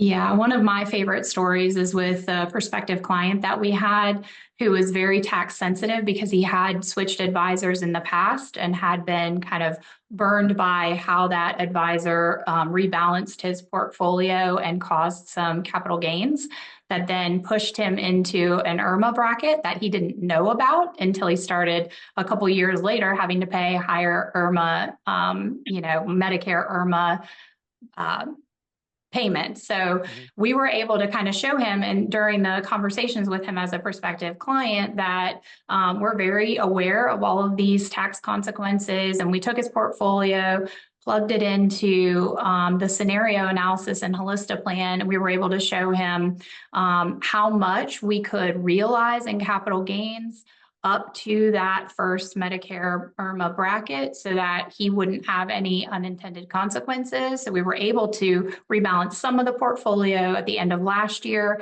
and then defer some of that to this year and continue that planning. So we slowly work out of the portfolio that he had with the old advisor and continue working into the way that we manage money with our team. So the client was really impressed not only with that aspect of it, but also he was not aware of the opportunities for Roth conversions, which we were also able to illustrate in our Money Guide Pro planning software, and then into the nitty-gritty with Holistiplan. So the client became a client at the end of last year. We were able to realize some of those gains, not all of them, deferred some to this year. And he proclaimed to us that he had never seen anything like this before. And the Roth conversion idea, he had never heard about that before. So we were able to really wow him and win him over. His $3 million, investment portfolio came all over to us, and we're looking forward to a long-term relationship and doing more planning with him. That's fantastic. Congratulations on landing that client. It's something that we at Holistiplan don't do a fantastic job of marketing. It's just the fact that tax planning is something you can do before someone becomes a client. It's how you can win someone as a client as a differentiator. Because, I mean, anyone can say, let me see your statements and let's talk about your portfolio. When you actually are sitting there in real time and can find them money, the portfolio, you can say, yeah, we're going to do great. You're going to make money in the future. If you can find something when they're sitting in front of you, I'm going to save you $10,000 or whatever it is, tangible that you can get right out of that meeting. So we should do a better job of telling those stories. So thank you, Kristen, for bringing one. All right, Kevin or Johnny, do you have a greatest hit that you're super proud of on the tax planning side? Yeah, I have one similar to Kristen. This was a client who we recognized a lot of losses, about $200,000 in losses in their taxable account in 2022. So last year, I wanted to use those losses and offset some concentrated positions that they had that had a lot of gains. So figured out, how much we could sell, to offset those tax losses. And I went back and I checked their tax return for 2022 before I did that. And lo and behold, the enrolled agent did not pick up the tax loss in 2022. So there was no carry forward. So luckily I got a hold of that enrolled agent. He fixed it very quickly. I went ahead and recognized about $200,000 worth of gains to reduce their concentrated positions. It perfectly offset with the carry forward losses. And it was a win-win. I could have done it without Holistiplan, but there would have been a lot more nail biting. I think Holistiplan gave me, that was, for me, that was a big number. A $200,000 recognition if that had gone the wrong way, that could have been pretty consequential for me. But I really felt confident doing it and was pleased to see the final result. Their net taxable gains in 2023 was something like $78 or something after all that. So the client was really happy, reduced their concentrated position, no tax impact. Plus, you know, I found a pretty significant mistake on their tax return. So that was like a home run. Yeah, fantastic. Thanks, John. Anything we missed? You still got to beat a $200,000 to $45,000 fine. I don't know that I can necessarily beat that. Those are some great examples of kudos. Okay. But broadly speaking, so there have been a few different scenarios where we've identified clients that have large IRA balances and Roth conversion opportunities, and we've started to look at doing some conversions, and we haven't actually executed them yet, but definitely a lot of opportunity for that within the firm. And one small one recently, I have a client who he and his wife make their joint income, their MAGI is above the Roth IRA contribution limit, and he's covered by a workplace retirement plan. And the wife has a Roth with us, but anyway, he did not have any IRA set up with us. So he's in his 30s, and we now have a backdoor IRA strategy set up for him that we're going to execute on an annual basis. And I showed him, I mean, this is kind of combining the investments with, you know, the tax planning approach, but I showed him, hey, if we're able to execute this, you know, this backdoor Roth for the next, say, 10 years, and you let the money compound, right, you're going to be in a really, really good position, and you're going to have a tax-free bucket to withdraw from, you know, versus just relying on, say, your 401k. So thinking long-term with a client in their 30s about, hey, what can we do to get money into a Roth and do a tax-free bucket, put you in a really, really good position down the road and set them up for success. So, and it sounds like in the case of that client also, if that one spouse maybe didn't have assets with you, and now you're using tax planning as a way of bringing them into the relationship, it sounds like they may not have been originally, right? Yeah, well, exactly. So that's actually a little bit of what happened. So we were working with the wife. The wife is a third generation client within our firm, and she and I have been working together. And then her husband, once they got married back in 2022, they combined finances, right? Married, filing jointly, and their income was above, you know, the MAGI situation. And since then, we've been able to work more closely with the husbands and really do some joint planning within Right Capital, and we'll likely use Holistiplan at some point to help them out too. Yeah, it's great. Great story. Okay. Love that. And I think actually that's a good example of, I saw a question. Yeah, I'm trying to monitor the questions. There's a lot here, but one of the questions, I think it was directed at Emily, but I think the last question, the last answer maybe addresses this pretty well. It was, Emily, you know, do you do this for all your clients? Like, what's the threshold at which it's not worth it to do tax planning? And I think Johnny just gave a great example of, you know, this is someone who's maybe a new relationship, you know, the size of the assets under management are not necessarily indicative of the value of tax planning, because everyone gets value from tax planning. And so I think it's a good example of a client who, I don't know, maybe they were a bit smaller, Johnny, I don't know, like the whole story, but at least this part of the relationship was, but tax planning brought them in, and then it allows it to be hopefully a longer term relationship. I mean, sure. I'm talking my own book because I'm with Holistiplan, but I mean, I think that all of us have room for a quality conversation about taxes, because by law, all of us are filing a tax return every single year. You know, all of our clients may have different things going on with their estate, with their investments, their family's got a different thing, but the one thing we all have in common, well, that whole death and taxes thing, we all have taxes in common, right? And so there's always something that's on our minds about it, especially this time of year. All right, so there was a question that's been highly voted, so I'm gonna throw this one in there, folks. And it's about, is the client CPA aware of the fact that you're doing tax planning? What has been the fallout from that, good or bad, once you are coming into this relationship that was potentially just client and CPA talking about taxes, and now you're part of that conversation as well. How has that been received? Positive, negatively? What have you seen? I can Anyone answer can that. take it. So, Yeah, go for it. So we have one of our workflow steps is at the very end of every single meeting. One of our workflow steps is communicate any tax planning strategies to the CPA. So that's one of the things we do. And then we also save it we use WealthBox in our CRM system as a win. So we like to regularly bring up those wins that we have with tax planning or other areas. And so that's something that we will email a CPA and say, we're planning on doing Roth conversions this year. Is there anything that you need to potentially communicate to the client about estimated quarterly taxes or how it impacts anything else? And so we regularly get emails back from the CPA saying, thank you so much for including us. This is really helpful to know at this stage. So we have really good relationships with the CPAs that we work with because we proactively tell them what we're working on, what we're thinking, and what we're doing. So we work to potentially collaborate with them. So right in the beginning of the relationship, in our initial intake form, we ask every single client who their CPA is and if it's okay to communicate with them. So we want to put on file that that's somebody that we can potentially talk to. And then we also get a little bit more information back from the CPA too.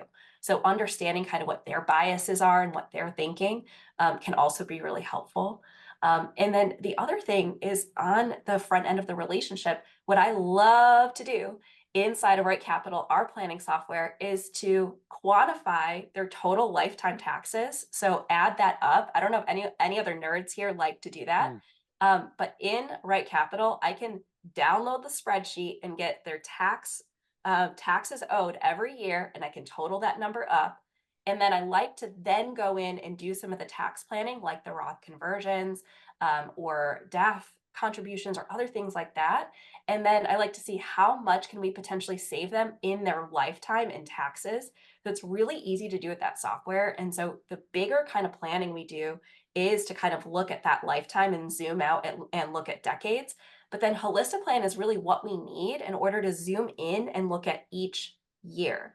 So a lot of those planning softwares are really good at doing that kind of longer range projection, but to get a little bit more accurate picture of the cost and impact of kind of same year decisions that you're making, that scenario analysis really helps with that. And we can save our clients a lot of money and time also, because they don't necessarily need to go and ask a CPA about that kind of mid-year scenario or that kind of October, November tax planning time scenario. To Kevin's point, it ends up being pretty accurate if we've got good data, and we can kind of tell them roughly what the impact of some of these different decisions are going to be. So here's another big number that somebody would have to beat is I delivered a plan last Monday, and the total lifetime tax savings was $670,000 over his lifetime by doing some of these Roth conversions now and some of these other types of strategies with their account planning. So that's something that I love to save as information because I think that by doing tax planning, we pay for ourselves over time. So it's a huge value add that we can bring to clients just by doing even a minimal amount of tax planning in the softwares that we are already in. Yeah, that's a good point. Yeah, if I were able to say to a client, stick with me over the next 20 years, and this plan is going to save you $600,000 in taxes, that's a pretty compelling value proposition, even before you start talking about anything else that you're doing as part of your services. I like it.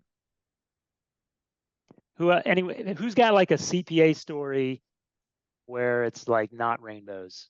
I can give you one if y'all don't have one.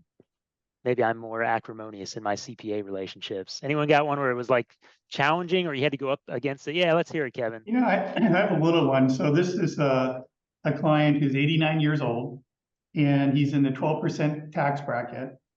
And I was, we asked for the tax return, run it through Holistiplan, look at the tax report. I was comparing that against his 1099 and noticed that the enrolled agent did not pick up the right qualified dividends number. So they actually understated it by $3,000. And I want to give a little shout out to Aaron at Holistiplan because he helped me put a sort of second set of eyes on this before I raised the issue with the client, who ultimately brought it back to their enrolled agent. And, it was, only, they fat fingered the number. They put in like 3 instead of 7 in the qualified dividends number. So that impacted their tax return of about $400, which was pretty significant for this client. So, I was a little bit cautious in how I approached the client. They talked to the CPA. They said the enrolled agent was happy to make the correction, and it seemed like no harm, no foul. So that one worked out well. That did work out. That's a happy ending. Yeah, I'll tell you, like one thing to think about. The question may have come from someone who's relatively new to tax planning, so I'll kind of give the maybe the flip side of what could happen, which is the reality is you are going to find mistakes on tax returns as you start to go deeper on tax planning and you're looking at tax returns. We're thinking in terms of planning, forward looking, but the reality is we're not a volume business, we as advisors. We have more time to look at these things. And so you will find errors. I mean, honestly, I probably found errors on about 30% of the returns I looked at. And not everybody responds to that the way, I mean, Kevin worked with this guy who was happy to make a correction. Not everyone's going to respond to that. And one of the things to be mindful of is we, the advisor, to some extent, we're creating some of the complexity in the return. If you recommend that qualified charitable distribution, if you recommend that donor advised fund and the CPA doesn't capture it correctly on the return, in a way, like the client's like, man, well, my advisor's the one who had me do this complicated thing. So you're in this situation where potentially that could be problematic. Not problematic, but just something you have to watch for. The tax letter I found was helpful in that case because the tax letter allowed me to write down everything that we did. And when the CPA made a mistake, or the EA, I should say the tax preparer, not necessarily the CPA, when the tax preparer made a mistake, and they said, well, you never told me, I had it in writing, I told you. So that could work both ways. It was helpful when they were supportive, and it was also helpful when I needed a paper trail. So just be ready for that. Those of you who are new to tax planning, who are working with tax professionals, it could literally go either way. Presumably your clients want to be working with the people who are collaborative partners. That's obviously the best result for everyone. But when it becomes something other than collaborative, building that paper trail and having all your ducks in a row to make your case really helps. So it's a win-win. Okay, that's great. So let's zoom out a little bit. We've already kind of started talking a little bit about how things happen within the firm. And Emily, we talked about how your firm, you look at tax returns for every client every year. And I think, Johnny, you said you're at about 20%, but you're building, and that's kind of the journey a lot of people are on. By the way, we own the domain name everyclienteveryyear.com. We're going to do something with it sometime, a merch campaign or something, because I'm a real believer in that. Emily, when you ask for the tax returns every year, how do you do this in an efficient way, right? Is it one blast email that everybody gets at the same time? And then when it all comes in, are you all reading it all at the same exact time? Or, how do you make sure that this is something that can truly scale if we aspire to really have this conversation with all of our clients every year? Yeah, great question. So, yeah, I mean, if you try to do everything all at once, it'll eat you alive, especially if you have a bigger practice. But the way we do it is, first of all, we offer it to everybody every single year. It doesn't mean that everybody gives us their tax return. So we are getting ready to send that email, that post kind of initial tax season email that says if you have your tax returns, you'd like us to look at those. We will then incorporate those into your future planning conversations. So we phrase it that we're going to utilize this data, but now is probably a good time to upload it to us for future use. So that gives us some time where then we've got that tax return sitting there. When we go to do their next review meeting, we have it ready to go for that time. So I'm not about to get hit with 200 tax returns that I have to turn around and give some kind of additional communication to my clients. What we're hoping for is that our clients are just going to proactively upload the tax returns that they've received if they're filed already, and that they're ready to go. So then we can work on those. And so in our workflows, we have an operations manager, we have a CSA, I have a paraplanner that works with me. So I have different folks on my team that can do different pieces of it. So we have somebody from our team send that email out, receive back the returns, and then task me with a future task to take a look and review that return. So already by the time it's coming into my hands, we already have the data that we're looking for. And then same thing for anytime we're doing that kind of mid-year or year-end sort of review, we're going to ask them for year-to-date income information, but our team is going to do that, and I'm going to have all the data before I do that. So think about maybe what parts of the process you need to do and what parts of the process other folks can do on your team. And then also offering it as something that we're going to use this data to incorporate this. I also want to be clear that one of the questions I saw in the chat was, how do you differentiate the work that you do from the EA or CPA? And one of those is we're using this for tax projections. And so I also don't want to say that we're reviewing these returns or verifying the returns, or we're not taking any responsibility for those. But I like to use the language that we're incorporating the data from your return in your future tax plan. So that's the language that I use in that email to then give the expectation that this is something we're going to then utilize at a future point in time. And they're not expecting a communication back from me with that summary and additional information. Yeah, that's great. Out of interest, I'd love to know, maybe ask the room here, of those of you who either send some blast email out or, when you're asking a group of clients, typically how many of them take you up on it? 80%, or is it half, or any idea? It's kind of like when you're selling seats on an airplane, right? Like, does everyone show up or not? Like, how should we expect our clients to admittedly, year after year, they get a little more comfortable with it. But like when you first start out, what can we expect as far as who's going to take us up on the offer to have us review their tax return? Any anecdotal responses on that? I'll jump in. So we haven't sent out a mass email like Emily has, and I would say Emily's workflow is pretty dialed in. And I remember when we had a prep call thinking the same thing. So kudos, Emily. But we have just more so done it on a one-to-one basis where we feel like it's appropriate. I like to ask my potential clients for their tax returns ahead of time. So I can run the tax return through Holistiplan, generate the tax report, and then I actually have one right here. So the tax report, there's a box here on the right side on the front page, and it shows you kind of green light, red light, if you're over, under for different modified adjusted gross income tiers.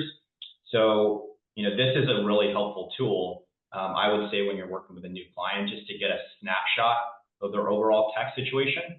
And, going through an entire tax return, right, can be time intensive, but being able to get a quick snapshot can be pretty helpful. So, a little bit of extra info there, but I would say if you can do it at scale, like Emily has, if you have the bandwidth, I think that's the way to do it. But we've so far just done it kind of one-to-one.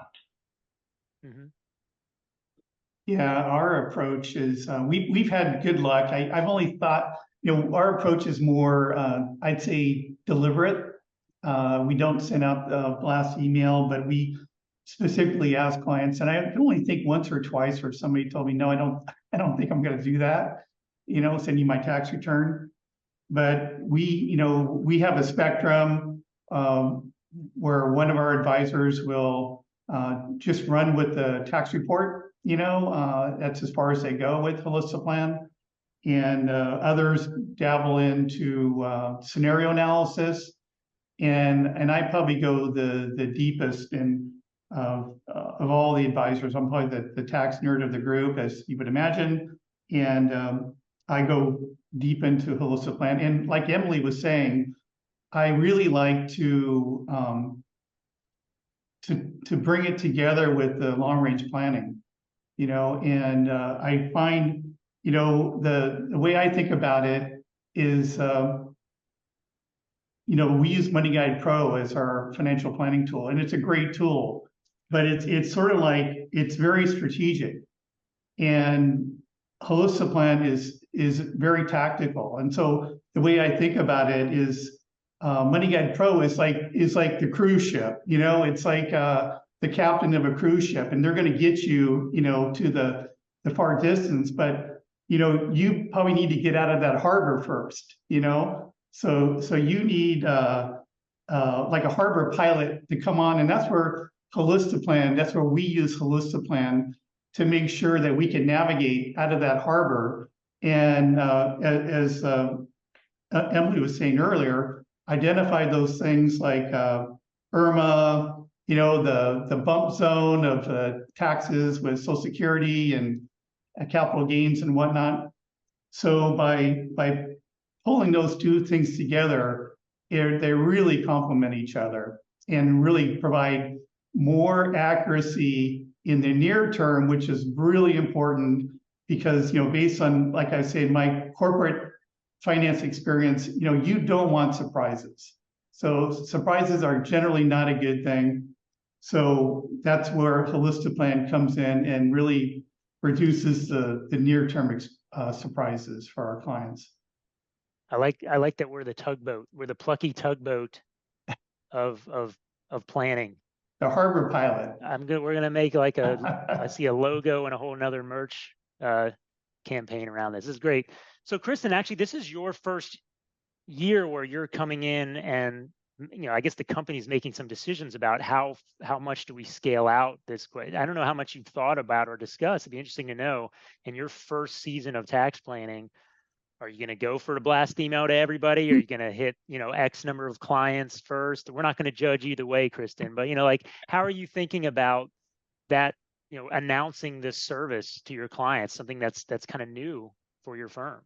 Yeah, it's a great question. Right now, we're doing this as we're building financial plans for folks. So their comprehensive plan, this is a part of what I want to do with them during that process. So we'll ask for the tax return as we're asking for all of the other financial planning data, and then tackle it at that time. A lot of times what I'm doing, if I'm not getting a tax return from a client, I may show them the financial planning presentation in Money Guide Pro and then jump into Holistiplan during the meeting and show them some of the scenarios that I've built out, even without having the tax return to upload, just based on some, guesses to kind of show them the power of the planning tool and really being able to dig in.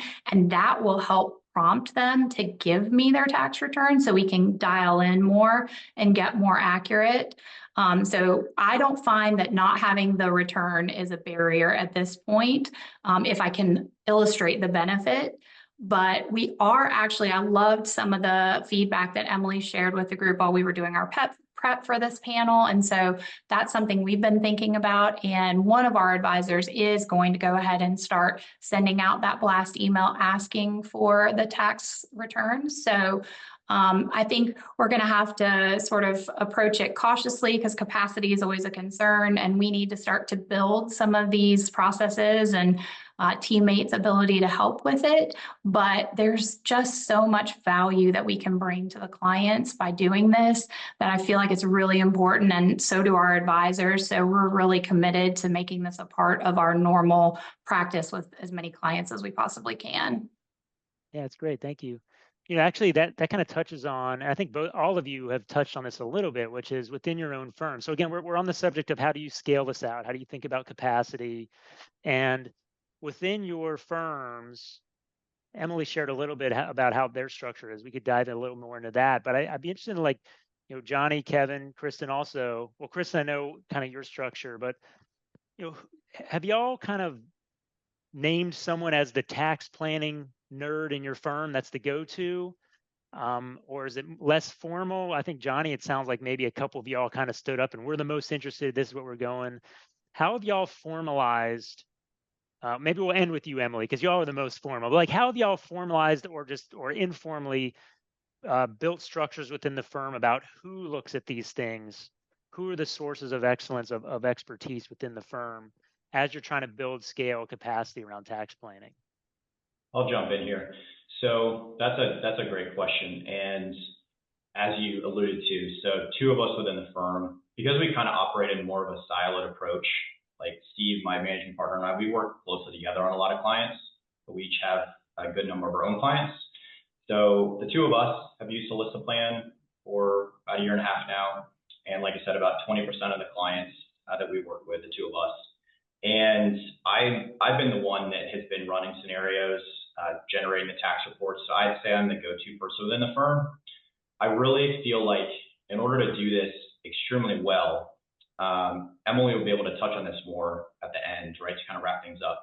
But when you have extra support and you have, say, a designated paraplanner or, Kristen, I think is, from what I can tell, is kind of the go-to planner. She's doing a great job executing the plans at her firm and building HolistaPlan in. But if you have somebody designated as a peer planner and then potentially a couple different client service associates, when you're generating the tax report, excuse me, not the tax report, the tax letter, we haven't done it, but Emily alluded to this in our prep. It's a lot of work on the front end. So just thinking about your bandwidth, I would say bandwidth is the reason why we haven't done it across the board yet. I would love to get there. And so that domain name you've been saving, Roger, I think is fantastic for the future. I'll reserve a sweatshirt for you when you're up for it. Appreciate it. But that's where we're at now. So I would say we're still in the building phase. I really feel like there's a lot of value to the software, and the tax letter is something we haven't used yet that I think could be a really, really good tool to work with CPAs on, just to kind of give them a heads up, because really CPAs are backward looking from a tax preparing standpoint, and then we're offering opportunities for forward looking tax planning. So when you compare those together, I think that's really powerful. Roger, back to you, or whoever wants to jump in. Yeah, and Kevin, would you say that y'all are pretty similar? It sounds like your advisors are kind of tasked with owning the tax planning for each of their clients, but maybe some of the harder questions kind of bubble up to you as an informal expert internally. Is that kind of is that mirror kind of like what Johnny has? Yeah, I think that's fair. And but quite frankly, our primary advisor, the one advisor who's the principal, who has most of the clients, I just run the tax report for him, and which takes like 2 seconds, and put it in our client's wealth portal, and that's a great conversation piece. So it doesn't really require a lot of effort on my part, but it provides a lot of value to him and his clients. Got it. Yeah, I guess one thing, I'll turn it over to Emily in a second. I guess in firms that are more siloed, to use your word, Johnny, where each advisor is kind of responsible for the entirety of the planning process, in order to scale, it's a lot of process type decisions, right? We have to, in order to make sure we're all doing the same thing, the company has to come together with process decisions to make sure we're doing that. Whereas Emily, I think, and Emily and Kristen, both of y'all, your firms are putting the expertise in a person or a team. And so the infrastructure you're building is expertise and teams within a person. So one of them is process that's distributed across advisors, and one is you're building a center of expertise. We see both among our customers who are successfully using the product. We see both. I think as you get larger and larger, the scale of having the team approach or having the center of excellence or the tax planning team seems to start to become a pattern we see, but it's not universal. So Emily, you touched on it. Maybe you could just kind of flesh that out. So I think within your firm, you are tax planning, right? Everything is up through Emily for all clients, right? And then is someone else on investments? Like, how does that structure work? And then you mentioned there's some people who kind of bubble up some of the help as far as onboarding some of the information and analyzing some of it before it gets to you. Yeah, absolutely. So, and that's one of the top questions that's coming up in the Q&A is, what are your workflows? Like, what are your actual steps and processes? Everything has a workflow step for us. So even during Jeff's presentation earlier, I was making a new workflow step just for, some of this kind of the capital losses potentially within an account. That's something I hadn't thought of before. So now I have a brand new workflow step that we're going to implement for every single plan. But we do the same thing for tax planning. And so we do enough tax planning now where we determined we can't cover all of the tax planning topics in our initial plan delivery. I actually have a separate meeting now because we started to cover more and more and more topics. And then we determined we really need a separate meeting for that. So the process is really that when a client comes on, we need to ask them for all the right information across their entire financial plan. That includes their tax plan. And then once we have that data, the actual administrative process of getting that tax report, anyone on the team can do that. So really uploading the return and then getting that tax report and putting it back into Right Capital, that's something that anyone on the team can do. So that's a workflow step that administratively needs to get done. So asking the client for the tax return, anyone can do that. Uploading the tax return into HolistaPlan and getting the tax report, anyone can do that. And then in the meeting, going through that tax report with the client, I do that. So that's my step that I own. And then going into the tax plan, there's some support that I have with that too, where I have an internal checklist that we keep and we store it as a template inside of our CRM system. So we have a template that there's top information I want to know. So are they standard deduction? Are they itemizing? Do they do their own taxes? Do they have a CPA? Are they doing QCDs? Are they any key ages? So I have about 15 questions that I want answers to, so that I have in my CRM system a tagged note that I can look at anytime I'm going into tax planning. Are they making Roth contributions? Are they doing backdoor Roth contributions? What are some of the strategies that they're potentially doing? And so I like to know kind of what already is going on. So again, that's kind of another process that just by following that checklist, I actually have in my checklist, look at this line on this schedule and find out this information. So once you create a easy to follow kind of process, like paint by numbers, in your workflow system, then you can get a little bit of help. And so you can't delegate what you don't define. And so if you can define all of the different steps that are involved in tax planning, then you can start to delegate the things that feel like someone else can potentially do. So then it's every single year we're then determining who potentially do we want to maybe top up a tax bracket for saving on future IRMA premiums, which by the way, Right Capital and other systems will quantify that. That's another big win. You can say, hey, we're going to save you like thousands of dollars of future IRMA premiums in addition to taxes saved. Those are some things that you can potentially look at. But we determine which clients are really sensitive to that or close to key ages to consider different strategies. And then we make tasks inside of WealthBox to kind of come up at that time of year. So usually October, November, we have individual tasks within each client's account that says, yes, this is somebody who's in a process of doing Roth conversions, or they're going to be coming up on IRMA ages, or they're currently 65 or older, and we're looking at where they are in that IRMA bracket. So whenever we're potentially identifying where a client might be in kind of an age group or life situation, then we're determining what are some of these future strategies that we need to look at for that client.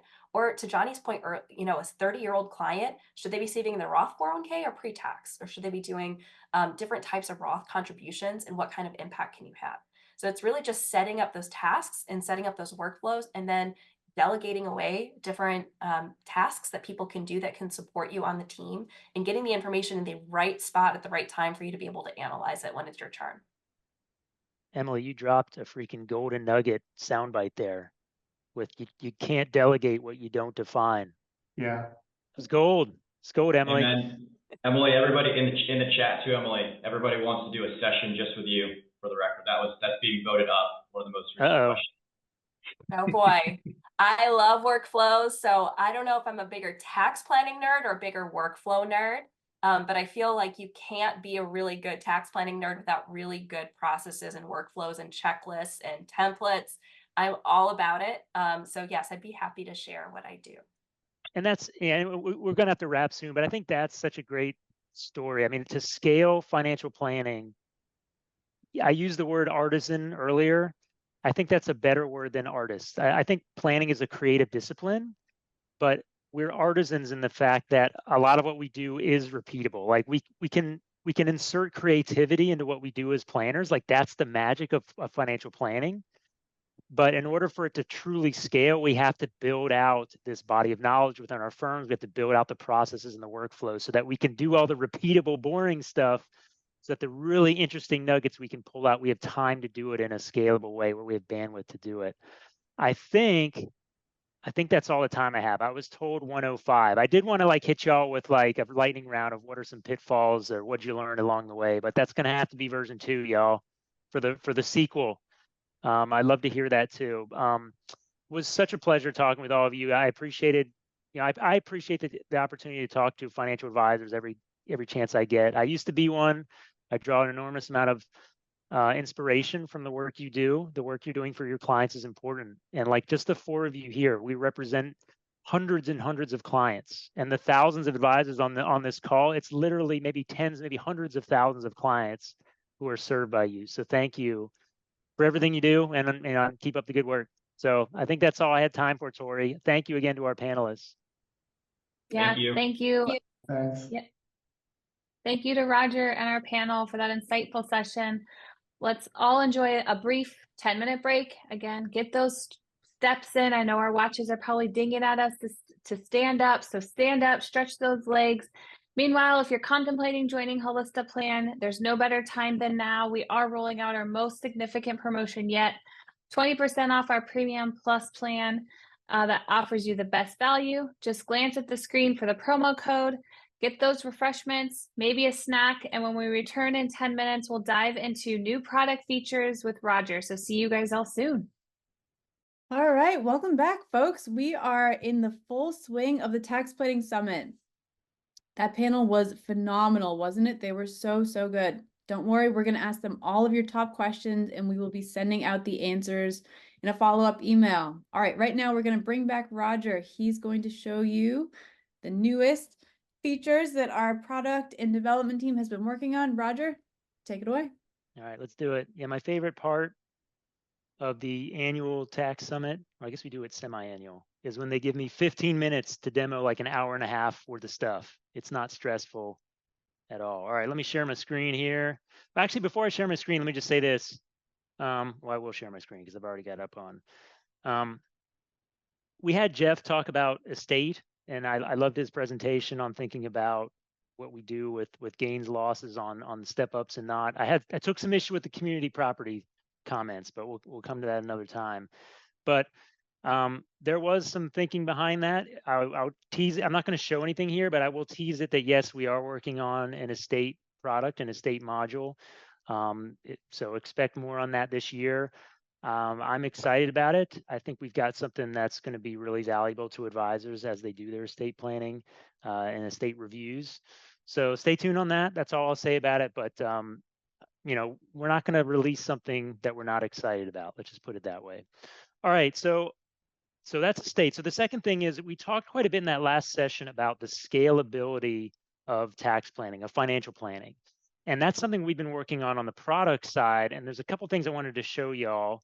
Hopefully my colleagues will tell me if y'all can't see my screen. But the first thing I wanted to show you was something we actually teased last year. So the idea of, the IRS makes available tax returns through something they call the transcript delivery service, I believe it's called. And these are transcripts. It's not the original return. It's like the read in data from the tax return. And they have an electronic way of getting that. And we were going to release that as a bundled part of Holistaplan as like an add-on thing.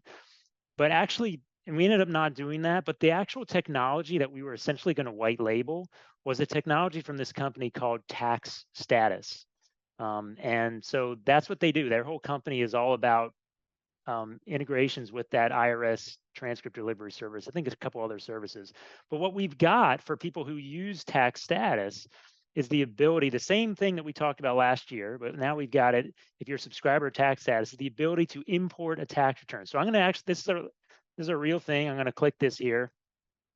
You'll see if I have Tax Status turned on, I've got a button here on tax returns that says import tax return.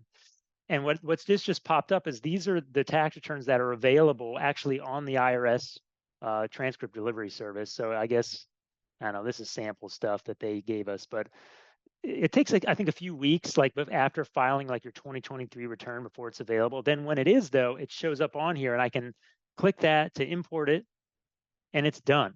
So like these are the other returns that are available out there, but that's all it took. And I can go straight into the tax report from the IRS transcript delivery service. So it's really that easy.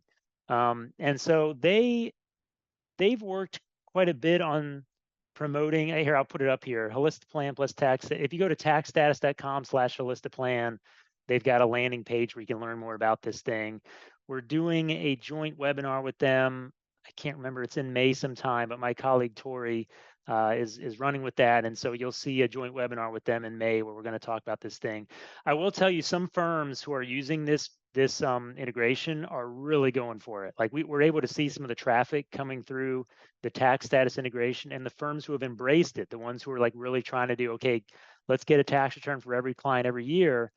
This makes it super easy. Like you saw, all I did, I just pushed a button to bring that information in. And the other thing that's kind of cool about it is you only have to get the permission from your client once every 3 years. So they have like a digital signature landing page thing, but your client would give you approval to get this stuff. And then it's once every 3 years that you have to go back to them. But otherwise, like you just saw, like once 2023 is available, click a button to bring it in and you're done. You don't have to mess with emailing the return around and all that stuff. So that's been pretty popular. We haven't really broadly kind of put it out there, but a lot of people have embraced it, and it seems to be doing well. Okay, another thing you can do is, and we just released this last week, is the ability to have your client upload a tax return directly into Holistiplan. So imagine in your mind a situation where, again, we're talking about blasting out an email to all your clients. Each of your clients, you can generate a unique link. Let me just show you how that's done. If you turn this function on, this is available to all of our subscription levels. You can create a client upload link. I'm going to push this button. I'm going to choose who it's for, because a married filing separate client, you might create a link for both people because it's 2 returns. But Anna Rundo, I'm going to ask for her 2023 tax return. I'm going to create this link. We generate this link with like a billion letters at the end of it. Here, I'll actually just click on it so you can see what your client will see when you send this link out to them. This is what your client sees when they get to this link. And so first of all, you notice there was no password. Like your client doesn't have to learn some username and password that they're asking you to reset and all that stuff. Instead, it's secured by this super long string of characters up here. It would take a supercomputer like the length of the universe to crack all these strings of letters. But then your client is able to upload a return. Let me do that actually. Let me just show you what that's like. So I'm going to drag a return in here.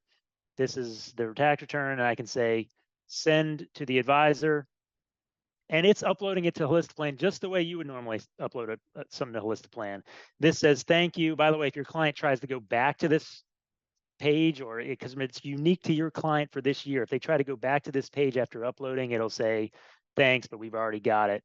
So you, the advisor, you can see the system is processing that return. So really what happens for you, the advisor, is you will get, you don't have to like sit there and watch while this thing is uploading. You're going to get an email from us that says this return is done processing and it's ready to look at.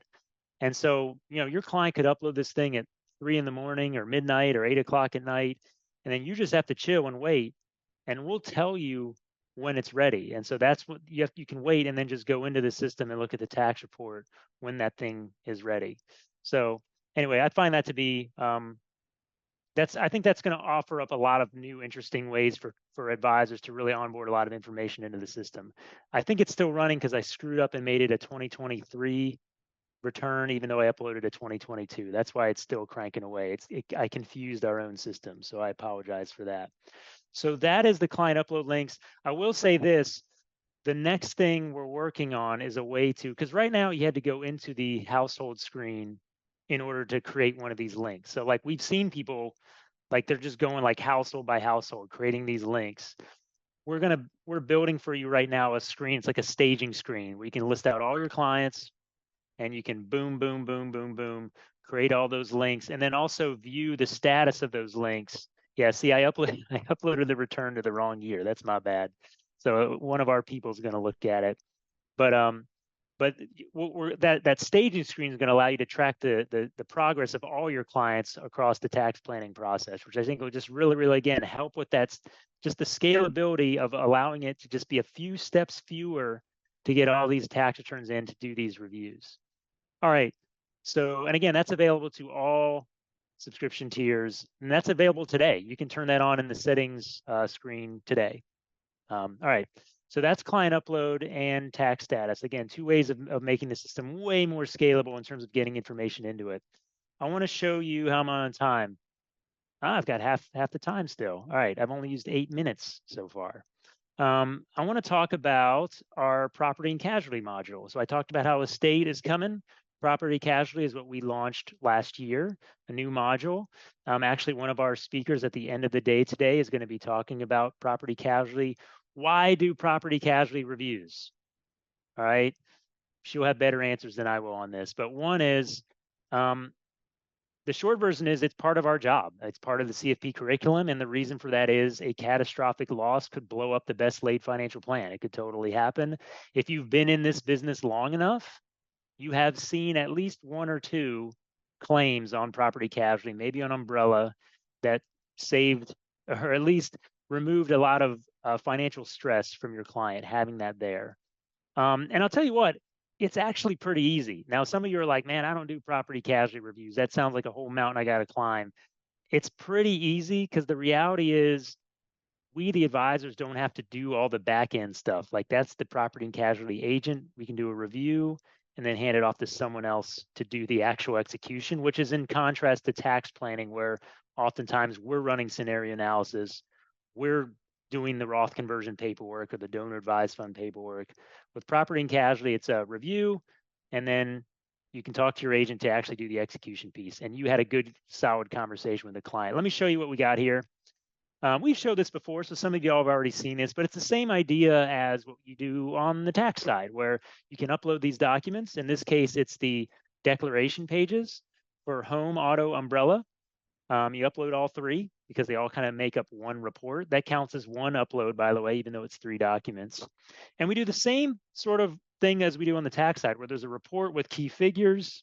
Let me scroll down quickly. Like there's home, there's auto, there's umbrella at the bottom. Let me go back up.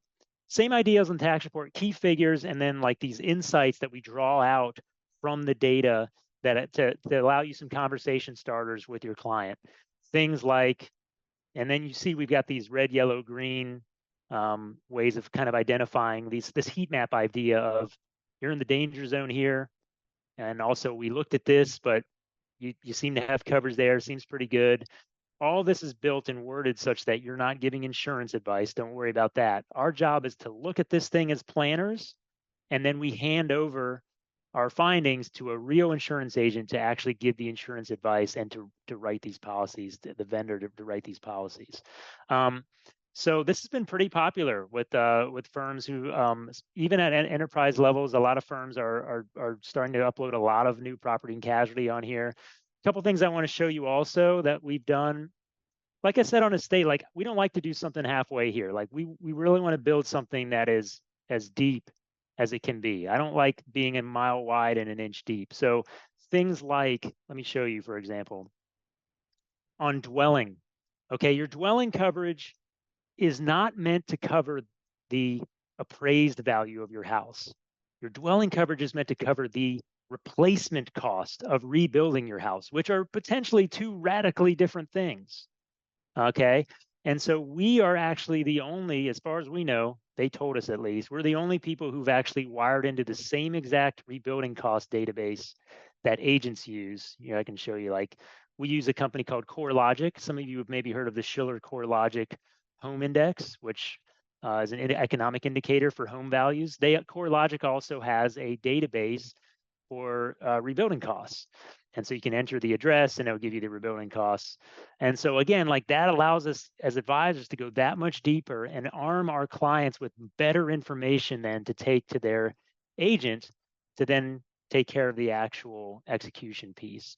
And I'll just talk about that last piece because that's new within the property and casualty module. Even if you've been using property and casualty, you may not even have known that we added this. But if you see these little doohickeys here, I'm clicking them and I'm turning them green and not green. It's maybe kind of small on your screens, but basically one of the bits of feedback we got was like, look, this is a long report and we can do the same things we can on tax report where I can hide and show certain lines from it. But even then it's a lot to give to your client. And so what we were getting as feedback is I, the advisor, I'm still writing up a long email to my client about what they need to take to their agent. So we created that thing where you can click on which items you think are worthy of taking to the agent. And then you click this button called Agent Letter. And let me put that in presentation mode. It's a boiled down version of just the things that I said, okay, these are the things you absolutely should take to your agent. It saves another step of writing up this whole email of what to take, right? So that plus the deck pages could be really, really valuable for going to the agent.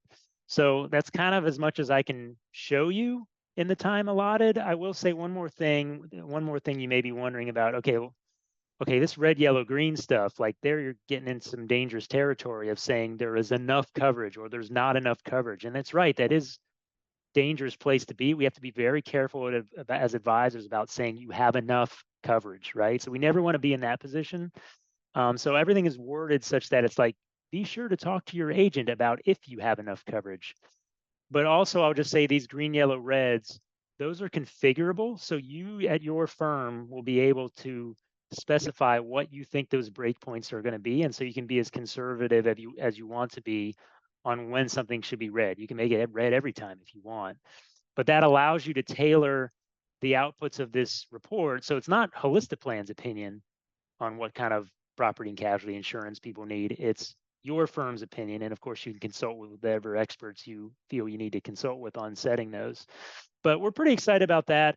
The property and casualty report is available at a premium plus subscriber, which is our subscribers at the 150 uploads level. And some people were like, wait a minute, I don't have 150 clients. And well, I mean, if you got 75 clients, that's 75 tax return reviews, and that's 75 property and casualty reviews. And that's, I think when I was an advisor, I had about 80 clients. So, you're buying the features and the uploads to be able to do both tax planning and now property and casualty insurance reviews within the same software. And again, stay tuned on Estate. That's something that's coming too. I'm excited about that. But there you go. That's my slightly over 15-minute demo. Again, stay tuned on Estate. Property and casualty insurance reviews is there today for Premium Plus subscribers. We're pretty happy about it, and I think a lot of people are starting to embrace it, which is great.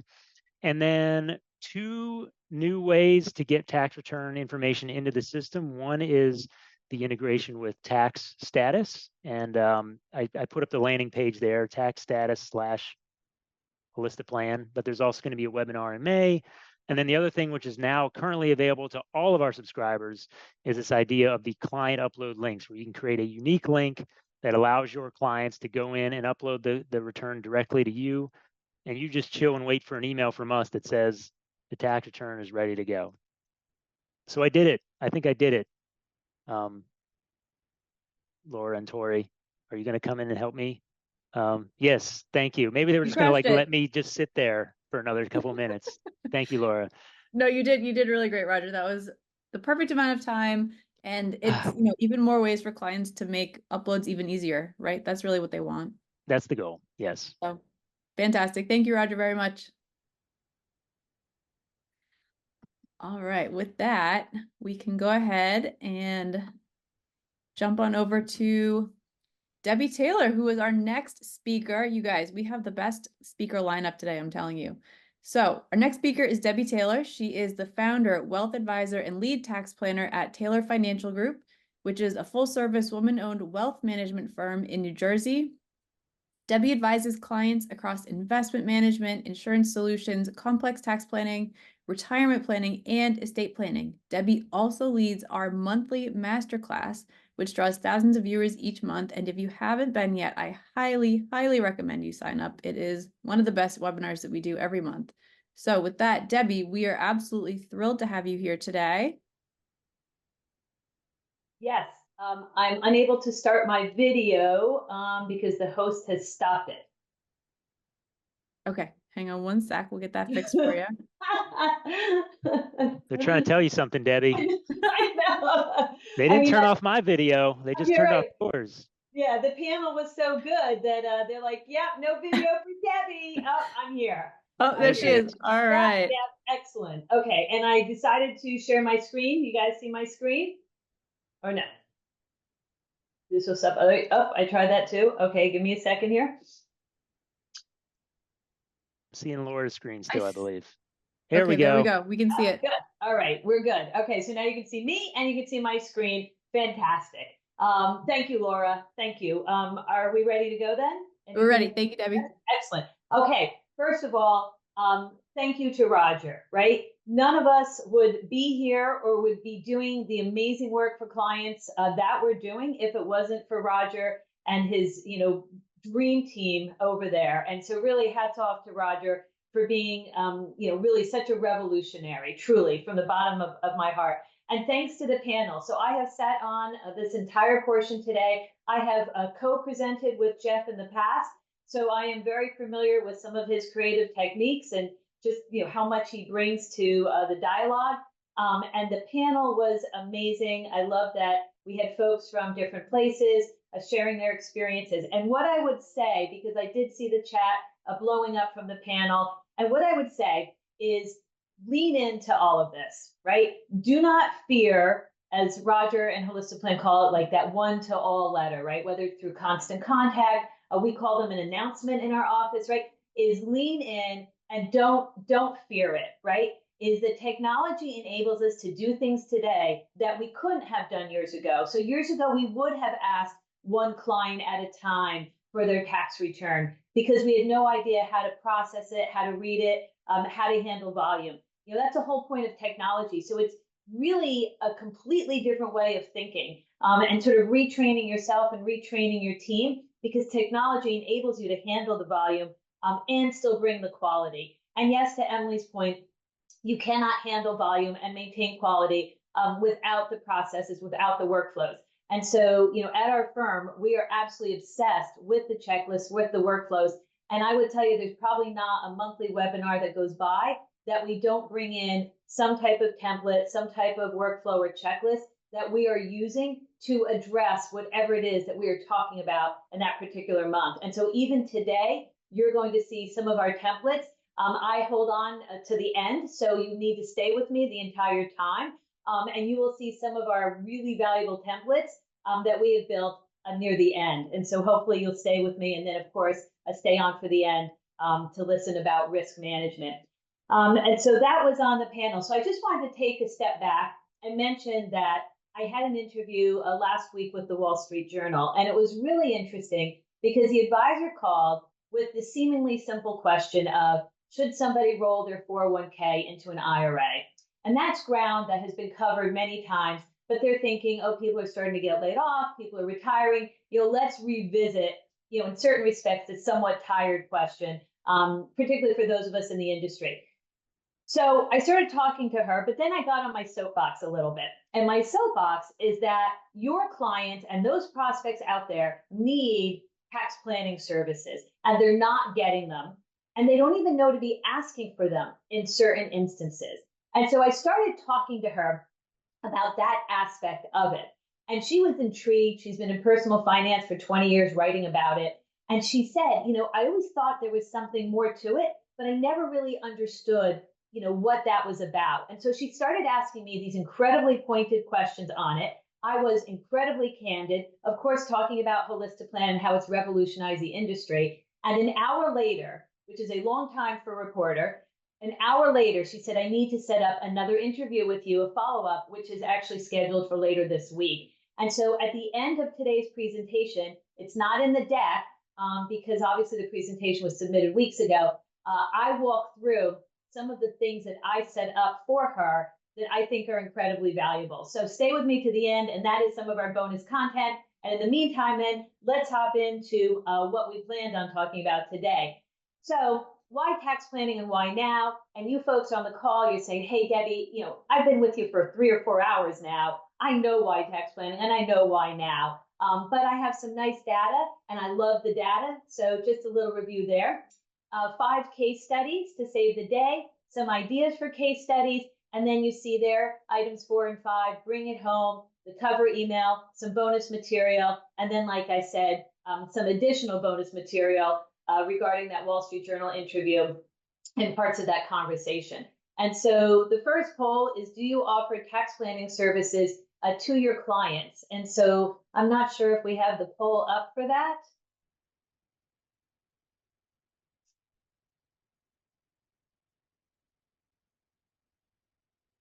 Do we have a poll up for that? Yep, here we go. So do you offer tax planning services to your clients? And we're going to allow about 30 seconds for the poll because we usually can get a pretty good sense as to what direction we're going in that brief period of time. And this is, by the way, you know, one of my frustrations is the type of tax planning that all of us on this call are offering is very different than somebody that just checks the box and does some tax loss trading in the middle of December. And so this is one of the things that we address, you know, later on in the presentation. But what we're seeing for the poll is 86% of you are saying yes, and 14% are saying no. And so for those 14% that are saying no, I'm not offering tax planning yet. My hope is that by the end of this session today, those 14% are going to turn around, and we're going to be 100% offering tax planning, because this is absolutely the wave of the future on every single level. So thank you, everybody, for sharing. All right, so let's hop into some of this data that I think is so illustrative of what's going on. And so first we see here from Angie Herbers that tax planning is the top service that consumers with over $250,000 in household assets want. And you see it's really tax planning and retirement planning. Most of them are getting that investment management, right? That's sort of table stakes. But it's the financial planning and really now this tax planning, particularly for these more upmarket clients. And so you're going, yeah, that makes a lot of sense. But hold on to that number, 90%. Hold on to that, okay?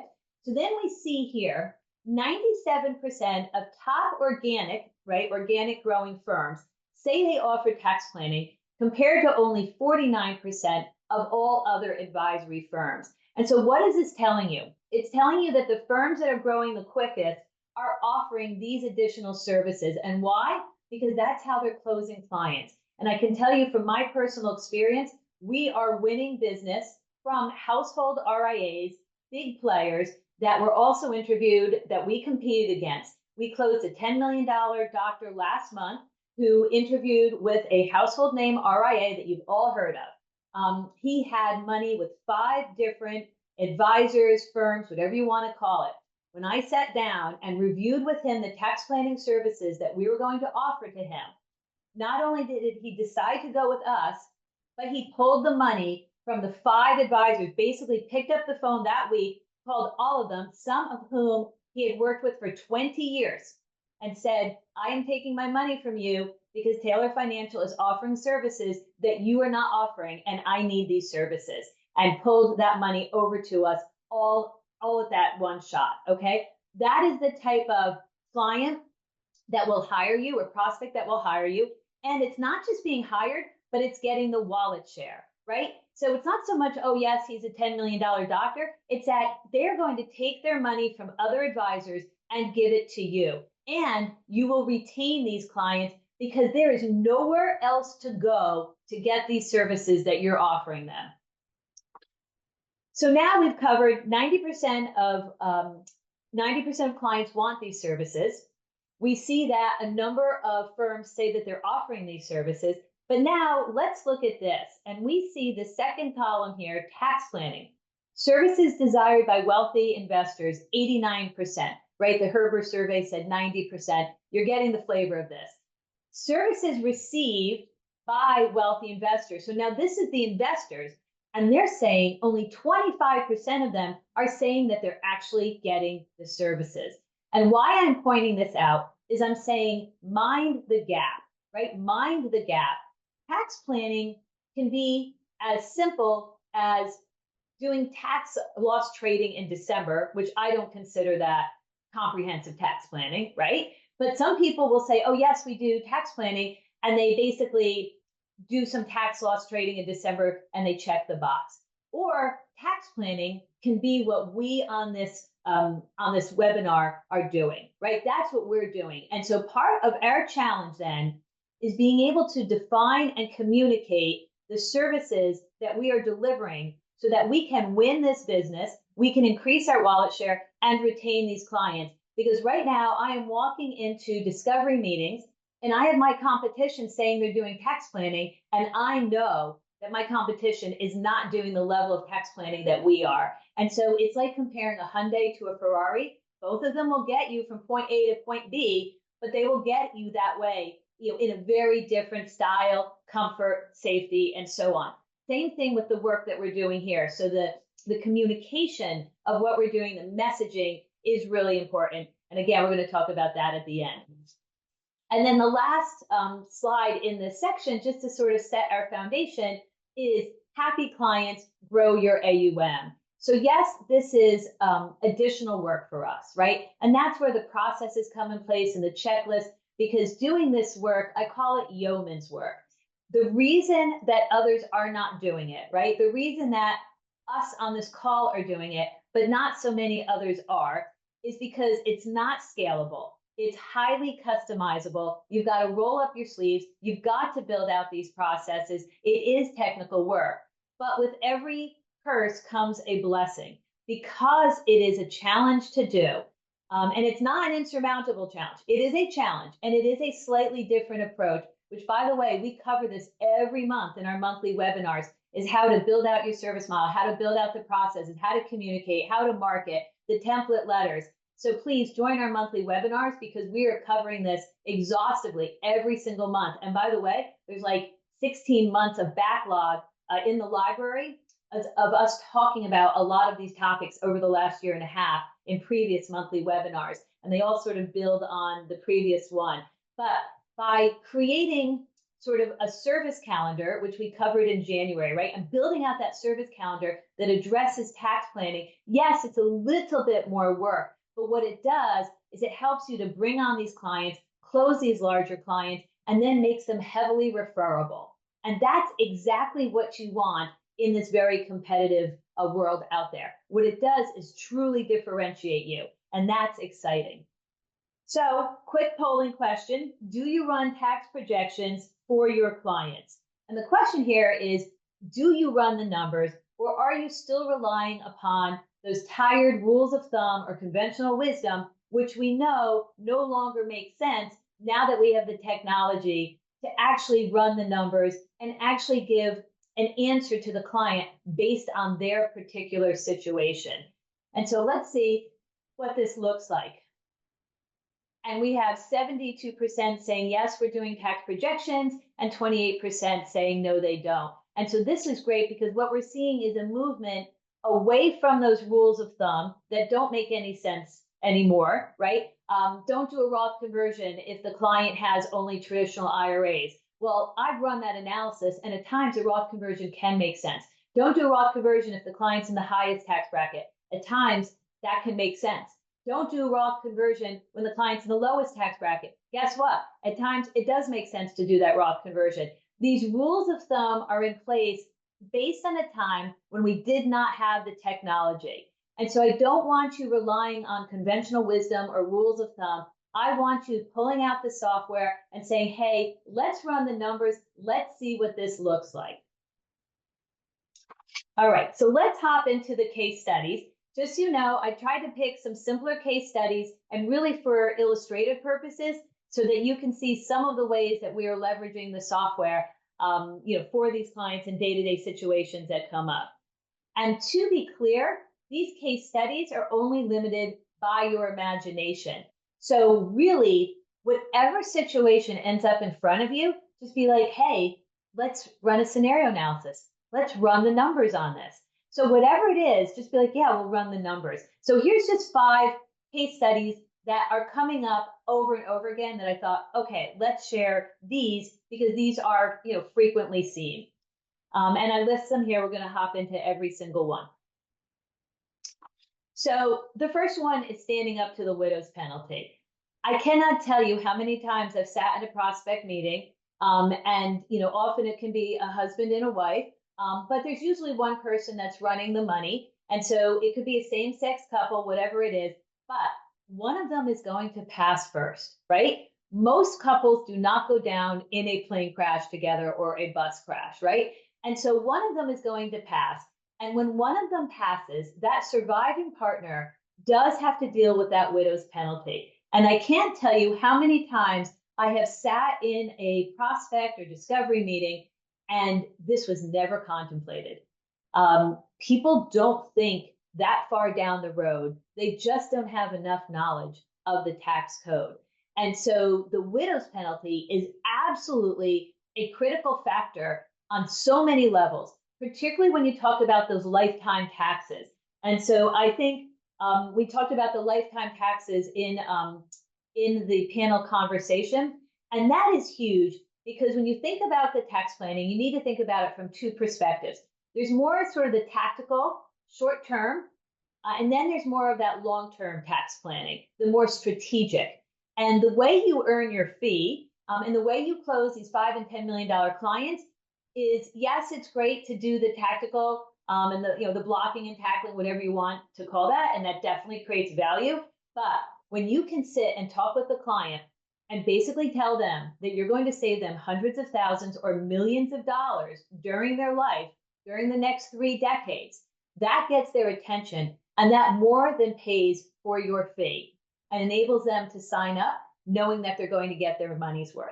So where is some of the data on that? So Vanguard has a tab on their website. They call it Advisor Alpha. And according to their studies, and conservatively, a comprehensive financial advisor can add 3%, okay, 3% in net annual returns, more than covers your fee. And by the way, if you look at the Vanguard Advisor Alpha study, and it's about 20 pages, they are very conservative and limited in the tax planning part that they address, because of course we know that Vanguard cannot and will not provide tax advice. And so they really didn't even go into that much depth. I know, and you know from your experience, that certain clients coming to you, depending on their situation, that tax alpha, that net annual additional return could be much beyond the 3%. And Vanguard openly acknowledges that, okay? Also, we have Russell Investments and Advantax, and they were saying 1.2% in potential tax alpha. So we've got folks out there that are doing this analysis, and what we're seeing over and over again is that those additional annual returns literally cover your fee. And again, that's from a very conservative standpoint. Roger had a question to the panel. Hey, like, what's your biggest story, biggest savings? I had a 95-year-old man come to me. He was married. He had received no tax planning his entire life, he and his wife, and he was worth $35 million. $35 million, 95 years old, had done no tax or estate planning. And so we did a lot of that planning that Jeff referred to in the first session. Pretty much it was an alphabet soup of every single planning technique that we've talked about over the last 3.5 hours and beyond that. We saved this family millions of dollars, literally during the course of that year to 2 years, when of course he did pass. And of course the widow is still a client with us today. She does testimonials, millions of dollars in savings, primarily because of tax strategies that we brought to bear for that couple. So the numbers are big. And when it's over decades, then just like a plane taking off on a runway, the longer the runway, the more opportunity to save. So it's really nice when we have 10, 20, 30, 40 years to do this amazing work. But make no mistake, if somebody comes to you in their 80s or 90s, you still can do amazing work for them. So there is never a time that is too late to make a difference when it comes to the tax planning. So back to the widow's penalty. So we had a woman come to us, and her husband had passed basically like in January or February. She showed up to us in December. Nobody had talked to her about the widow's penalty, about trying to do Roth conversions, while she was still able to file married filing jointly. And by the way, she had three so-called professionals who had been guiding her for that last 11 months. She had a CPA, she had an investment advisor, and she also had the estate planning attorney. And none of them talked to this widow over 11 months. She shows up to us literally the first week of December. She had over a $2 million traditional IRA, had done no Roth conversion work. By the way, hadn't even taken the RMD, and the husband hadn't taken it, right? So that was a whole other mess. We went to work, rolled up our sleeves, did all this work for her during the month of December, forced through the Roth conversion. And again, she's another one, incredibly loyal client. So this advice that widows get, which is like, don't do anything, don't make any big decisions, that is really bad advice. What they need to do is talk to their trusted financial advisor, or find a financial advisor who can be trusted and who can guide them. Because the tax code doesn't care if you're a widow for 1 month or if you're a widow for 11 months. That married filing joint opportunity literally ends on December 31st. And if you've got a widow coming to you, yes, it's difficult and she's distraught, but at the end of the day, you need to have that conversation with her and make some moves in that calendar year, including that Roth conversion. At our firm, we have an entire checklist for widows. And some part of the checklist are things that we need to address immediately for the widow. And then some of it is a little bit more, quote, longer term oriented. But we literally have 2 checklists specifically designed for widows because of the way the tax code is designed and because certain decisions need to be made within 9 months, like whether we're going to disclaim, or by the end of the calendar year, whether we're going to do Roth conversions, for example. So in this instance, then, we recommended Roth conversions. And as a result of the Roth conversion, doing it in the year that she's married filing joint versus waiting and doing conversions later on when she's filing single, we're able to save her $72,000 in taxes. And here is then the analysis that we create in Holistiplan. And so what you see is the base case is on the left, and that's married filing joint.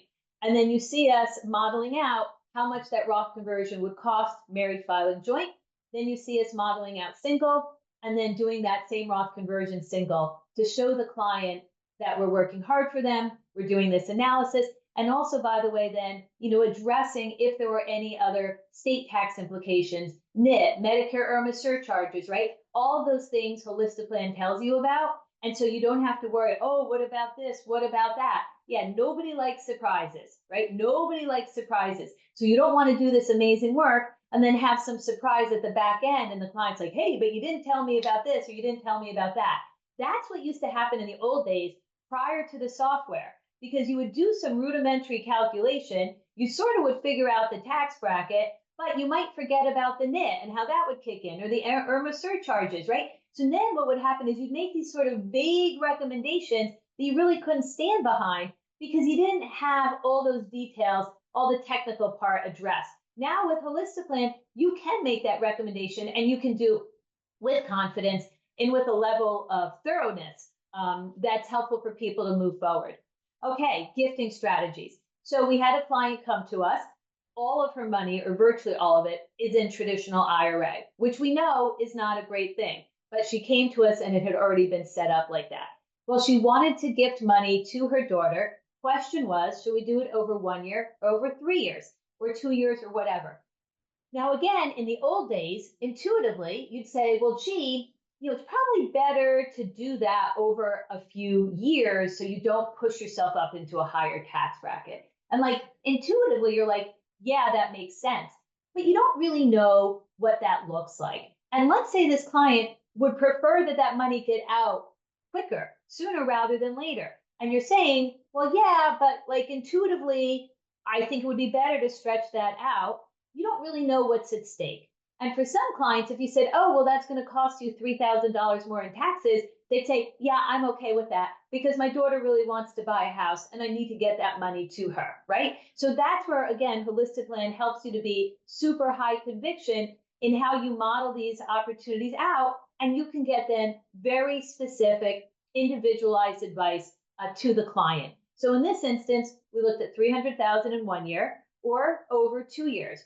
And what we saw is that we were able to save several $1,000s in taxes. Was it hundreds of thousands in taxes? No, but it was enough that we timed it and we did some of the gifting in December, and then we did some of the gifting in January. So we were able to do that. The timing worked out well. We actually timed it that we did it at the top of the market a few years ago because I said to the client, something if we're going to gift, let's do it now. The market is at a top. And if you remember, the market peaked in January 3rd of 2022. That's when we did this gifting, right? Or 2022, or yes, 2021, 2022. And so this gives you an example of how you can approach it, running the numbers, and letting the clients know that you're looking out for them.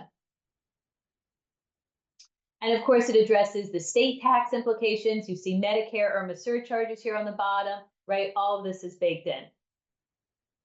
Okay, the third case study is a client getting divorced. And so this one's interesting. And again, these are all based on real clients that we've worked with. And so in this instance, she is the primary breadwinner. They're separated. We know divorce is coming.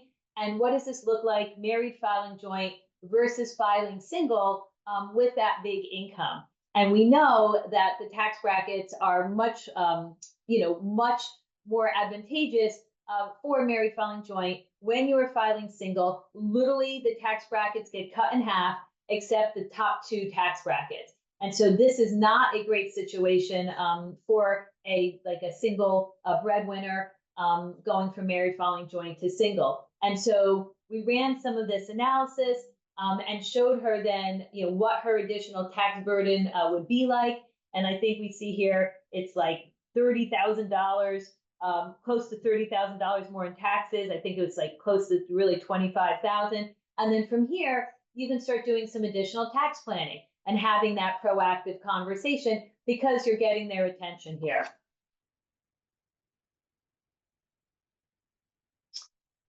This comes up all the time in our practice. So we're located in New Jersey. We have a lot of clients in the tri-state area. We know this is a high tax area, and many, many clients consider moving to lower tax states, primarily Florida, which has a no income tax and no estate tax.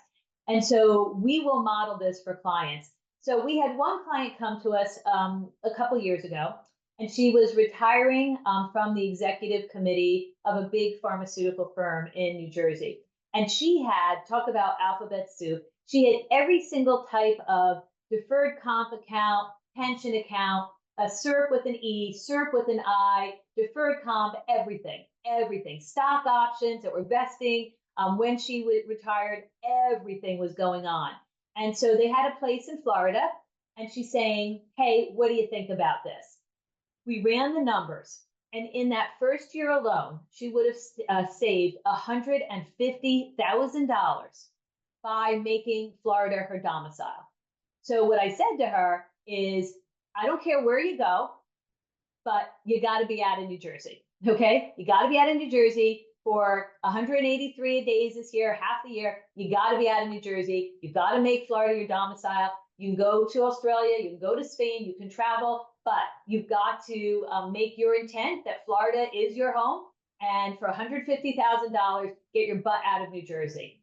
I also had a woman come to me who was a retired school teacher in New Jersey. And a lot of her friends had also retired to Florida, and she had read that there would be tax savings. We ran the numbers for her, and she was only going to save about $2,000 or $3,000 by creating a domicile in Florida because of the way the state of New Jersey taxes retirees, and because she was in a lower tax bracket, some things like that. I said to her, do not go through unnatural acts, is what I call them.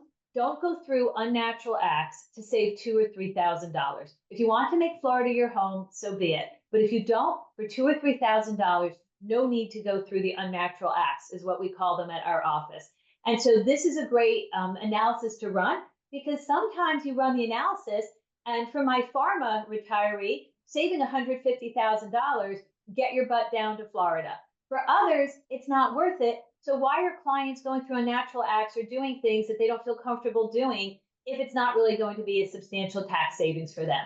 And so that's the beautiful thing about Holistiplan, is sometimes the best advice is, you don't need to do anything, right? You don't need to change anything. And it's really nice to be able to provide that type of advice with conviction. And the last case study, and one of my favorite tools, right? It's the Swiss Army knife of financial planning, is Roth conversions. And so here we just happen to pick Roth conversions while working versus in retirement. We all know, everybody on this webinar, we're running Roth conversions in my office literally every single day. We're running this analysis, these types of analysis every day for clients. And so we set up distribution planning and Roth conversion recommendations in the first quarter of the year. So that is the work that we're literally doing right now. We set that up upfront for all of our valued clients. We communicate it with them so that they are aware of what our recommendations are, so that we can do serial Roth conversions throughout the year. We can look for market opportunities and do the Roth conversions then. They can start planning their tax budget around it. And so we do not wait till Q4 to have those conversations. We have those conversations in Q1. And yes, we have processes and checklists around that and spreadsheets that help us track that. And by the way, it also comes in very handy because by setting this up in advance, and again, all this is part of the service calendar. So if you've got questions, go back to our January webinar where we laid out the service calendar and how to be approaching these different tax planning services throughout the year. But by setting this up early on, not only are you able to educate your clients, have things move smoothly, but we then did Roth conversions in January of 2023 when the market was still at a low. We did Roth conversions in June of 2022 when the market hit its first bottom on June 16th. And so by being prepared with these recommendations early in the year, you're able then to hop on the opportunities among other things. And it can be very valuable for your clients. So in this instance, we just took Roth conversions while working versus in retirement, just to sort of throw a little wrinkle into it. And in this instance, then we were able to save, $4,500 for the client by spreading out Roth conversions over 3 years. Now, I know part of then your thinking may be, well, Debbie, isn't the traditional IRA going up in value? So you're not converting as quickly. And yes, you're right. Again, there are wrinkles to all of these, and those are things then that you can put into the scenario analysis if you think that traditional IRA is going to go up over that 2 or 3 year period. Maybe then you tighten the period, play around with the numbers, right? So this is really just ideas. And the concept here is that you can model just about anything out in these case studies, right? I mean, that's really the idea behind this. And then have these conversations with the clients. So quick question just for fun. Should you only perform Roth conversions to stay within the same tax bracket? So this is called tax bracket management. And I think it is one of the biggest fallacies in this business is that folks think by doing Roth conversions to keep somebody within a tax bracket, they somehow call that, tax planning, Roth conversion planning. And so we snuck this in here. I've already given you a sneak peek as to what I think the answer should be to this question. Should you only perform Roth conversions to stay within the tax bracket? And of course, we have 84% of you saying no, thank you for that. We have 11% saying not sure, and 5% saying yes. And so basically then about 16% of you are still struggling with how to approach this. And that's okay, because that's part, again, of what the summit is for and all those monthly webinars that we're holding. And so the idea here is that you want to, when you're looking at Roth conversions, and again, we've covered this in other webinars, but just real quick on this one. When you are thinking about Roth conversions or any tax planning for that matter, the objective of tax planning is to pay taxes at your lowest income tax rate, right? That's the objective. It's not to necessarily pay the least amount of taxes today. That's not tax planning. That's what those tax preparers are trying to do because they want to be a little hero for today. But that's not tax planning, okay? Tax planning is modeling out lifetime taxes, okay? Looking at what that tax bill could look like, looking at what those tax rates potentially could be over the lifetime, and then determining how much income to move forward if the rates today are lower than those potential future rates. I call that ghost of Christmas future. And that's what tax planning truly is. And that's how you drive down the lifetime tax bill. And then, of course, the widow's penalty comes into play, which, of course, increases that tax rate later on for that surviving partner. And then the Secure Act comes into play. And now you've got to worry about the beneficiaries paying taxes on that large IRA that they're inheriting. So there's a lot going on here, but that is true tax planning. And if you look at it that way, then it's not such a bad thing if somebody is in the 22% tax bracket, but possibly does a Roth conversion that pushes them into a slightly higher tax bracket. So that's really how you need to think about tax planning. Where tax bracket management makes sense on Roth conversions, arguably, is for someone who's in the 10 or 12% tax bracket. Arguably, depending again on how large their traditional IRA is. I had a client that was literally in the lowest tax bracket, but she had like a $2.5 million traditional IRA, was a widow, RMDs and Social Security had not kicked in.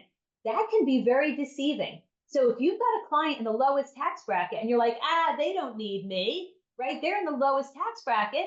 Maybe now they are, but maybe down the road they're not going to be. which is why tax planning is looking ahead, doing projections, trying to predict what those future tax rates will look like, and then creating the arbitrage, right? Is how can we pay tax at the lowest rate possible, which may mean taking money out of the traditional IRA today or doing Roth conversions today or combinations of those things. Okay, 9 ideas for case studies. And again, you are only limited by your imagination. So when anybody asks you a question that is in connection with taxes and their particular situation, the first thing that should come out of your mouth is let me run the numbers, right? It's a whole new way of thinking. Let me run the numbers. And here we go, 9 ideas for case studies. Some of these we just covered in the actual case studies I showed you, tax bracket management and Roth conversions, Roth conversions within a tax budget, right? Serial Roth conversions over several years, widow's penalty, and doing analysis around that, RMDs and QCDs or other charitable donations like CGAs, like DAFs, right? Is sort of factoring in how charitable contributions can help your client's tax picture. And by the way, we had somebody with a $9 million traditional IRA.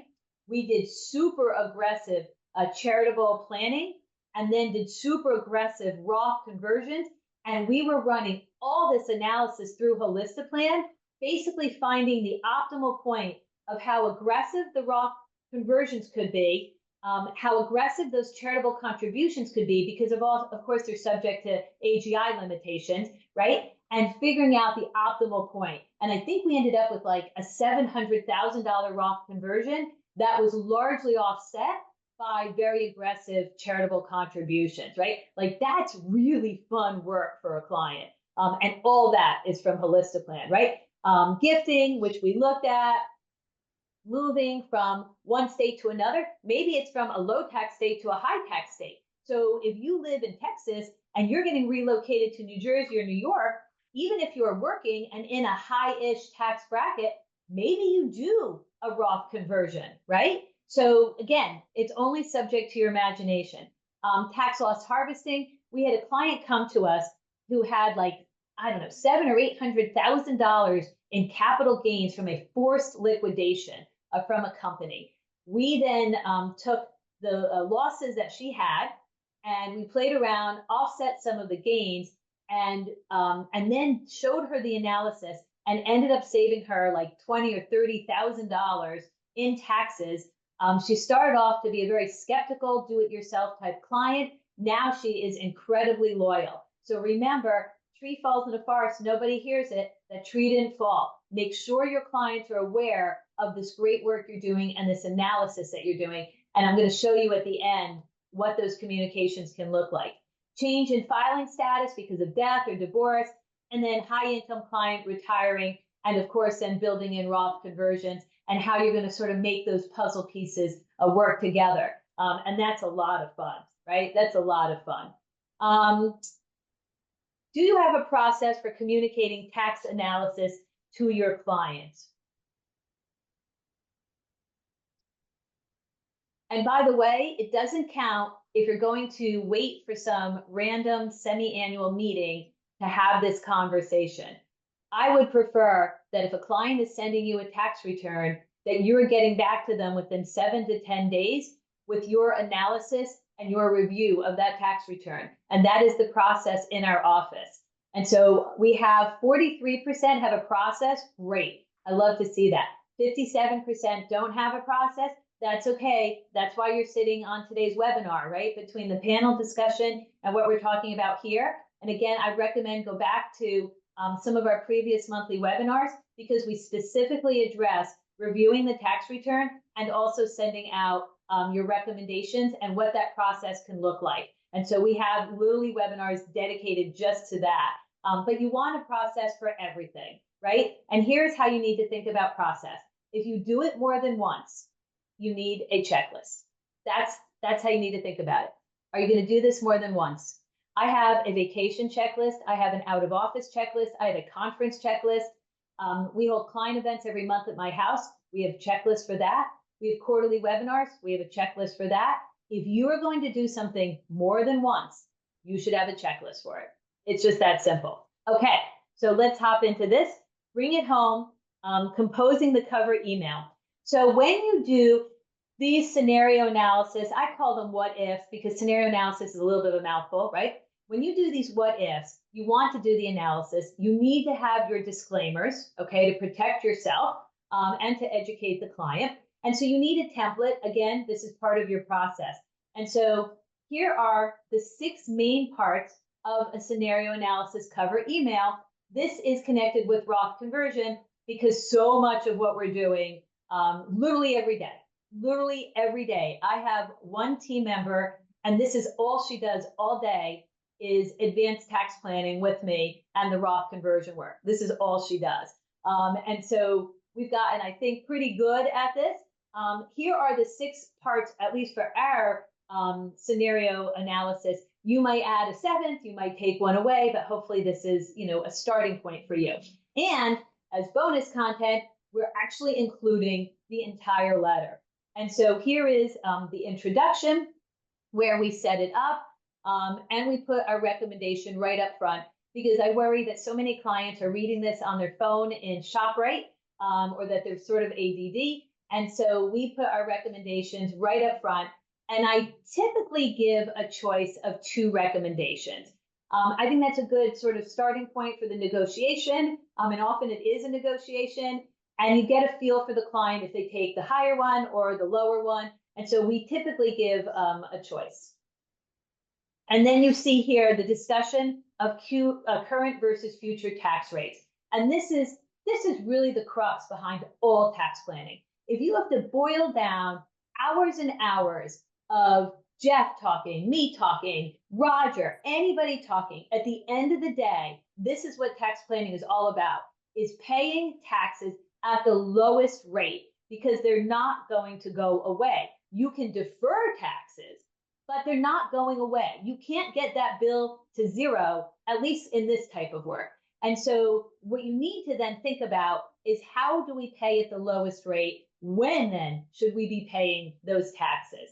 And so we talk a little bit here about current versus future rates because we're sort of driving home the point. And we're saying, look, if you look in this first paragraph, we're saying you are likely to be in the 32% tax bracket and could even be higher when the TCJ expires. So if your tax rate now is in the 12 to 37% tax rate, but you could likely be in the highest tax rate, then we should be doing some of this work now. And you see here where we're saying you're in actually the 12% tax rate. I have no problem pushing someone in the 12% tax rate to a 24% tax rate when I believe that they're going to be in a 35, 37, or 39.6% tax rate in a decade from now. Okay, here are the scenarios. And you see then we have a base case scenario, which is like we do nothing, right? We do nothing. Here's 50,000 and here's 100,000. Then you see our analysis and recommendations. Going through then 100. We always tell the client what our best recommendation is, even if I think they're going to balk. And the way I think of it is just like going to a doctor. The doctor needs to tell you, yeah, you got to lose 25 pounds, right? You might not want to hear it, but that is his professional obligation to you. Well, I feel that way as a financial advisor. Is my professional obligation is to tell the client the harsh truth. So I will say to them, our software, our analysis indicates that you should be doing a $450,000 Roth conversion this year. And they're like, and then you have the conversation from there and show them what the tax savings could be if they follow your advice. But if they negotiate away from that, then what the lesser tax savings could be and what that looks like. And again, that's where Holistiplan comes in a lot of these instances. And then, of course, our disclaimers. Go talk to your accountant. This is not considered, tax advice, right? All of the disclaimers. And then, of course, the attachments. Please go to the attachments, review this, make sure our assumptions are correct. Let us know if we're missing anything. Okay, to the bonus material. I've got like 15 minutes left, and I think we're doing pretty good. So we were talking in the panel conversation, and by the way, I loved that panel conversation. I think it required a lot of restraint for me not to try to go on video and join the panel conversation, because I just thought it was such a great, just a great dialogue. So thank you to the panelists. So we talked a little bit on the panel discussion about outreach and how to do that. And Holistiplan calls that outreach one to all, which I love, right? And someone mentioned in the chat, yes, you can use constant contact. That is actually what we use. But because we do so much outreach to our clients during the year, we have an announcement calendar is what we call it. And we outreach about 36 planned times, planned. And then if something special happens, tax legislation is passed, right? Or something that comes into the news that we didn't anticipate, then we will do an impromptu announcement. And so we have a weekly newsletter, but I felt like clients might not be paying as much attention, and I wanted them to focus on this. So we send out what are single purpose announcements that address a specific topic. And so here's just an example. This announcement, this is in draft form, so it's not 100% final, but it's pretty close. This is going to go out during the summer with our financial plan updates and financial plan scorecards that we share with the clients, really covering the core financial planning areas and how they are scoring in each area, okay? And so this is going to go out with the scorecard and the financial plan update during the summer.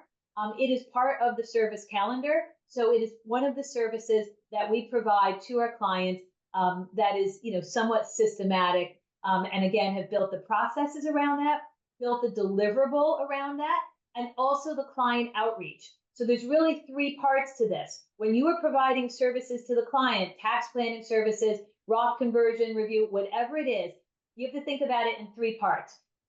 First of all, you've got to create the structure behind that, the process, the checklist, the training of the team. So you got to create the process. There needs to be communication with the client to let them know what you need, let them know what you're doing, right? And that's in the form of, let's say, this type of announcement. And then you've got to create the deliverable. So the client shares their tax return with you, or let's back up. You reached out to the client to request the tax return. We have 20 outreaches to clients during the course of the year for their tax return. It's already scheduled. It's already scheduled. I don't even have to worry about it. My team knows exactly what to do. We have an entire spreadsheet. They know what to do. So 20 outreaches. Okay, the tax return comes in. We have a process around that. Within 7 to 10 days, that client gets our review and analysis of their tax return. And so there's literally, when you think about it, 3 steps to everything. It's creating the process and training the team. It's the outreach to the client. And then it's sharing the deliverable, whatever that deliverable is. And so again, here is the announcement that's coming up for the middle of the year, going out with the financial plan updates. Okay, I have a few minutes left. And on this, if you would indulge me, I want to share 1 or 2 things that I discussed with the Wall Street Journal reporter. And so taking a step back, we have now sat on this webinar for several hours talking about tax planning and honestly riveting conversations. And so when we now go forth into the world, here's how I'd love to sort of bring this together for us. Is my question to you and my challenge to you is, why settle for average, right? Why settle for average when we can be so much better? And so think about it this way. Everybody out there is building great retirement plans for your clients, right? That's become a sine qua non, is building that retirement plan. And a great retirement plan really has 5 components to it. So think about this, 5 components. Number 1, the first thing your clients want to know is, will I outlive my assets? That is the number 1 response when pre-retirees and retirees are surveyed. What is your number 1 concern? I don't want to outlive my assets, okay? I call that playing good defense, and that can be also thought of as investment sufficiency. Do I have enough money? So that's the first aspect of a good retirement plan. Number 2 is you want to beat inflation by growing income every year. And what we would call that is protecting purchasing power, is you want to make sure that your client's income is growing, their wealth is growing, so that their purchasing power is protected. Number three, for many clients, maybe not all, but many, is you want to maximize the legacy for the beneficiaries, right? Help me to help others. And that's often children, but it could be causes that we care about, but it's really maximizing that legacy, right? What does that legacy look like? And helping to make that happen. And I call that going on offense, is once you've taken care of yourself, you start thinking about others, right? Number four, a good retirement plan is going to build a reserve fund for unplanned or large expenses, a liquidity bucket, if you will, or a plan B. And I believe that we should always have a plan B for everything in life. Number five, increase current and intergenerational wealth by decreasing taxes. And we're going to call this investment efficiency, right? Or are my investments, is my wealth being managed in an efficient manner so that I can grow it and possibly create intergenerational wealth? Thought of another way, am I paying the minimal amount of taxes for my wealth and for my income? Because when you think about it, and the panel made references to this, taxes for many of your clients will be their number one expense in retirement. And folks don't think of it that way. They talk about their house, they talk about their car, but for many of your clients, absent a chronic disease or a long-term care event like dementia or Alzheimer's, or a long-term care event, right? Absent something like that, taxes will be your client's largest expense in retirement. And yet we don't hear enough about it. I feel like folks have become complicit in it. They don't know if there's anything they can do. They don't understand the tools that are out there that's available to them. And so there's not enough conversation, not enough asking or demanding these services, which I think is going to start changing. But taking a step back, those should be the 5 key elements of an amazing financial plan. And here at Holistaplan, we are focused, we are obsessed with that 5th item, right? Is tax efficiency and helping to create intergenerational wealth for these families. So now moving on from that and thinking about then, what are the 6 principles of tax planning, right? And one of the reasons I'm talking about this, because at times it's hard to discuss this with the prospects, hard to explain it, particularly when Jim or Susie down the street are pretending to do tax planning, but we know they're not doing tax planning in the way that you are. It's that Hyundai versus Ferrari metaphor.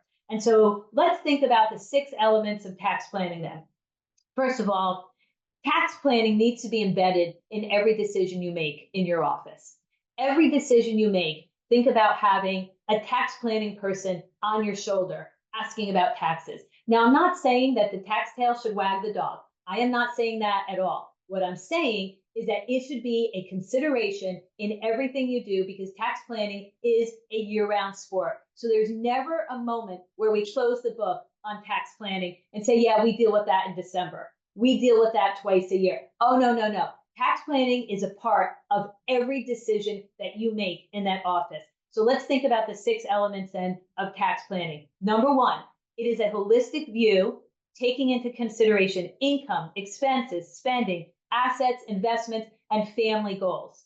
So even when we talk about cash flow for a client and they need $2,000 a month, we run that through a tax analysis. Where should that $2,000 a month come from? That's that work I told you we're doing in Q1. Does it come from the taxable account? Does it come from the traditional IRA? Does it come from the Roth? Does it come from some combination of all of those? And how does a Roth conversion factor in to all of that? So you can see it's a little bit of a puzzle, and you've got to look at it holistically. Number 2, consider paying taxes early, particularly if we think tax rates are going to be higher down the road. We talked about that. Number 3, lock in low and predictable tax rates today, essentially de-risking for taxes. And that's called tax policy risk. That is a thing, tax policy risk, Let's minimize the tax policy risk, particularly while rates are historically low. Number 4, appreciate the unique needs of each client based on their family situation and based on their goals. So if you were interviewing Debbie Taylor, you would know that Debbie Taylor has 3 children and she would do just about anything for her 3 children. So now what do you talk to Debbie Taylor about? You talk to her about the Secure Act, you talk to her about legacy planning, you talk to her about Roth conversions, because she wants to protect those children and she will assume the burden and assume the cost now to protect those children. Number 5, tax planning is a year-round activity with a service calendar consisting of year-round deliverables connected with taxes and financial planning. And number 6, constant and vigilant review of tax legislation for new opportunities, for pitfalls, Secure Act updates, and TCJA, right? So these are the 6 principles of tax planning, and I'm going to then finish with 5 must-dos for tax planning. 5 must-dos, okay? Number 1, you must collect the tax return, okay? And I don't want the tax return collected just during the intake process so you can check a box and put it in a folder. That's what we used to do 10 years ago. I mean, it looked really good. And then you would pull the tax return out and react to a question or some significant event. We have software now. I used to have an intern, and he would be the one that would collect the returns, upload them, get the holistic plan report in 30 seconds, and send that out to the client. That intern is now working with me full time. He's been with me for almost 5 years, and he's the one responsible for doing that collection of the tax returns and also uploading it to Holistiplan and then putting together that cover email and sending that analysis out to the client. So number 1, collect that tax return. And by the way, those requests you send out, do not worry about being flooded with thousands of returns. It just doesn't work like that. So many folks are on extension these days. It takes them a while to get to the tax return, to get it to you, to tell your CPA to send it to you. These will trickle in for the next 6 months. That's just how it works. Number 2, you must run the tax return through Holistiplan. Doesn't make sense to collect it if you're not going to do the work. Run it through Holistiplan. It literally takes you a minute. Number 3, generate the report and review the plan, right? Review the tax report and see what's there, okay? Number 4, communicate your analysis with the client and address tactical opportunities that came through on the report. Some of them are strategic also, but a lot of them are tactical. Address that with the tax report that you are sending out to the client, ideally 7 to 10 days after you get the tax return.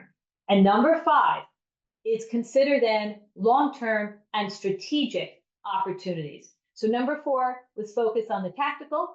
Number 5, take a step back and focus on long-term and strategic opportunities, some of which will be flagged in the observation report for you, like, oh, maybe you should consider Roth conversions, right? Maybe you should consider QCDs, right? So some of them will be flagged in that observation report. Many of them will be, okay? But in any event, take a step back once you have done those steps. And by the way, in our office, those 4 steps are all done by a junior.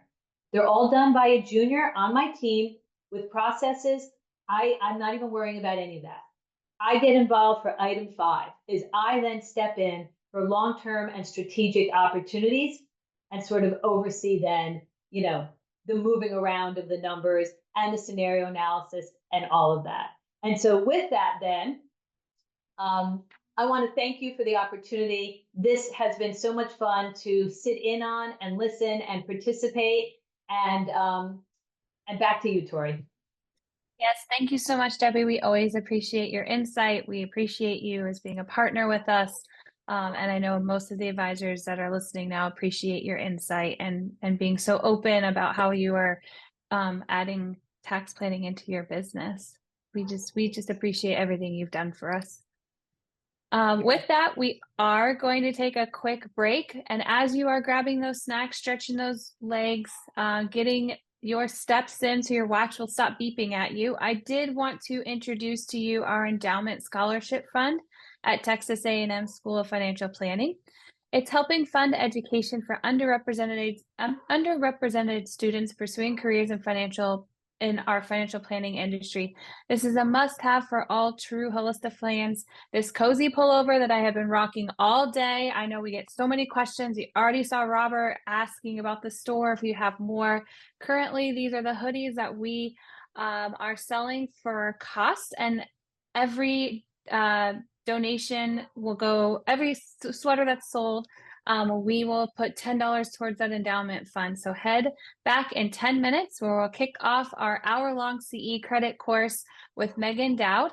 Please grab your hoodies. We would love to see photos of you rocking these hoodies around town. Try to take that Holistifan #1 spot from Roger. So we will see you guys back shortly.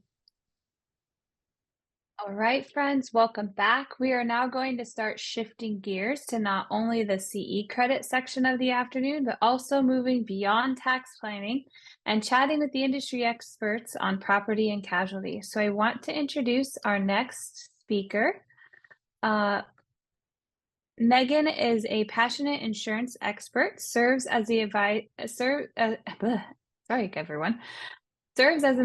insurance educator, and claims advocate.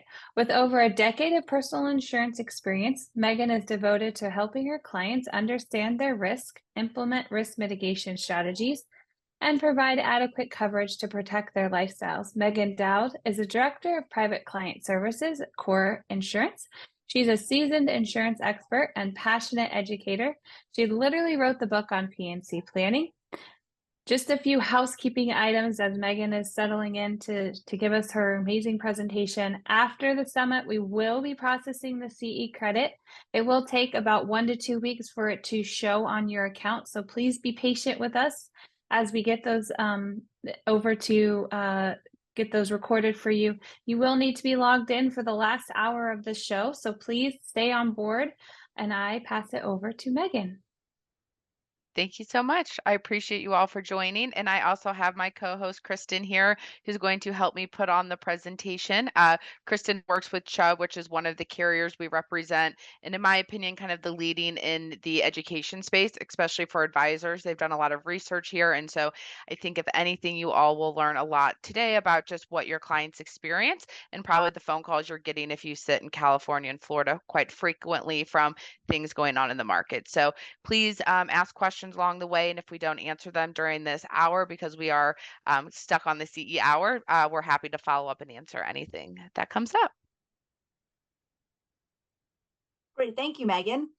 My name is Kristen Pantaleo. I work, as Meaghan said, for Chubb Insurance. I am the Senior Agency Sales Manager for the state of New Jersey. This is my 17th year in the wonderful insurance P&C world. And it's a pleasure to be with all of you today. I hope that we can have some engaging discussions, and Meaghan will be available afterwards for Q&A. If you can't get to it, I think the chat is open. So Meaghan, feel free to live type while I present, and we can multitask a little bit. So bear with me while I share my screen. All right. Meaghan, give me a thumbs up if you can see my screen. All right, perfect. The topic today is the changing nature of personal risk. I like that there was a chat question before during the break. I don't know if anybody caught it, but it was asking on who incorporates P&C into their conversations today. So I'd be curious to get some inside scoop as to the responses of that after this. But today's agenda, this just gives you a high level of the three pieces that we're going to dissect a little bit for you. Number one, we're going to talk through the red flags that create a need for personal risk management to begin with. Then we're going to move on to talk about when to recommend clients to an insurance advisor. And three, we're going to follow up with really how do you select a qualified insurance risk advisor and what criteria goes into that decision.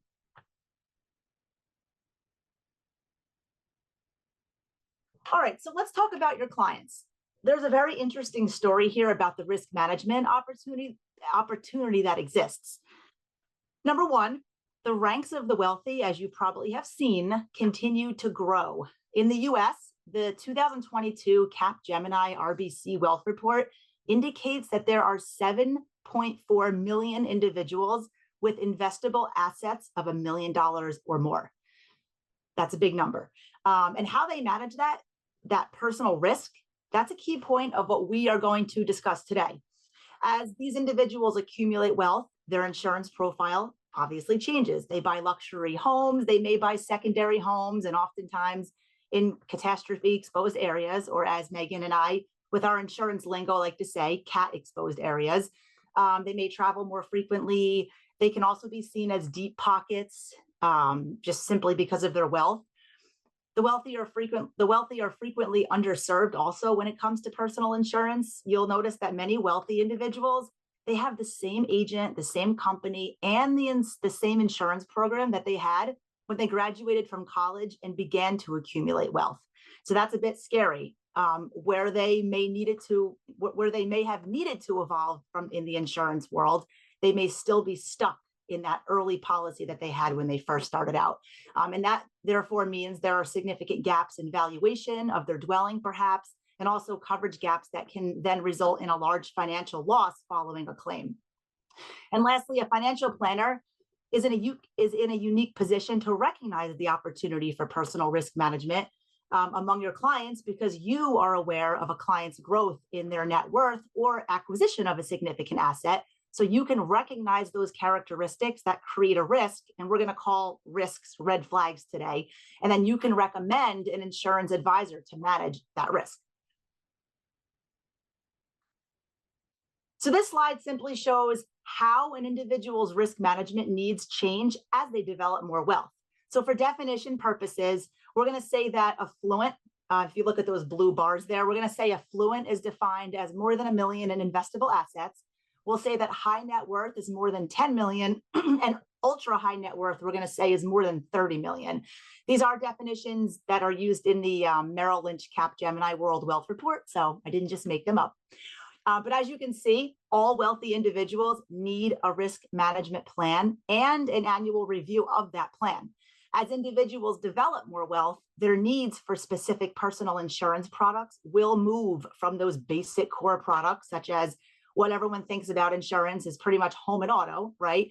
But they'll move more toward those specialty products and services, such as higher limits of liability, collections management, yacht insurance, and so on. The first step in a risk management plan is recognizing the asset or lifestyle characteristics that create risks. So let's go through these red flags.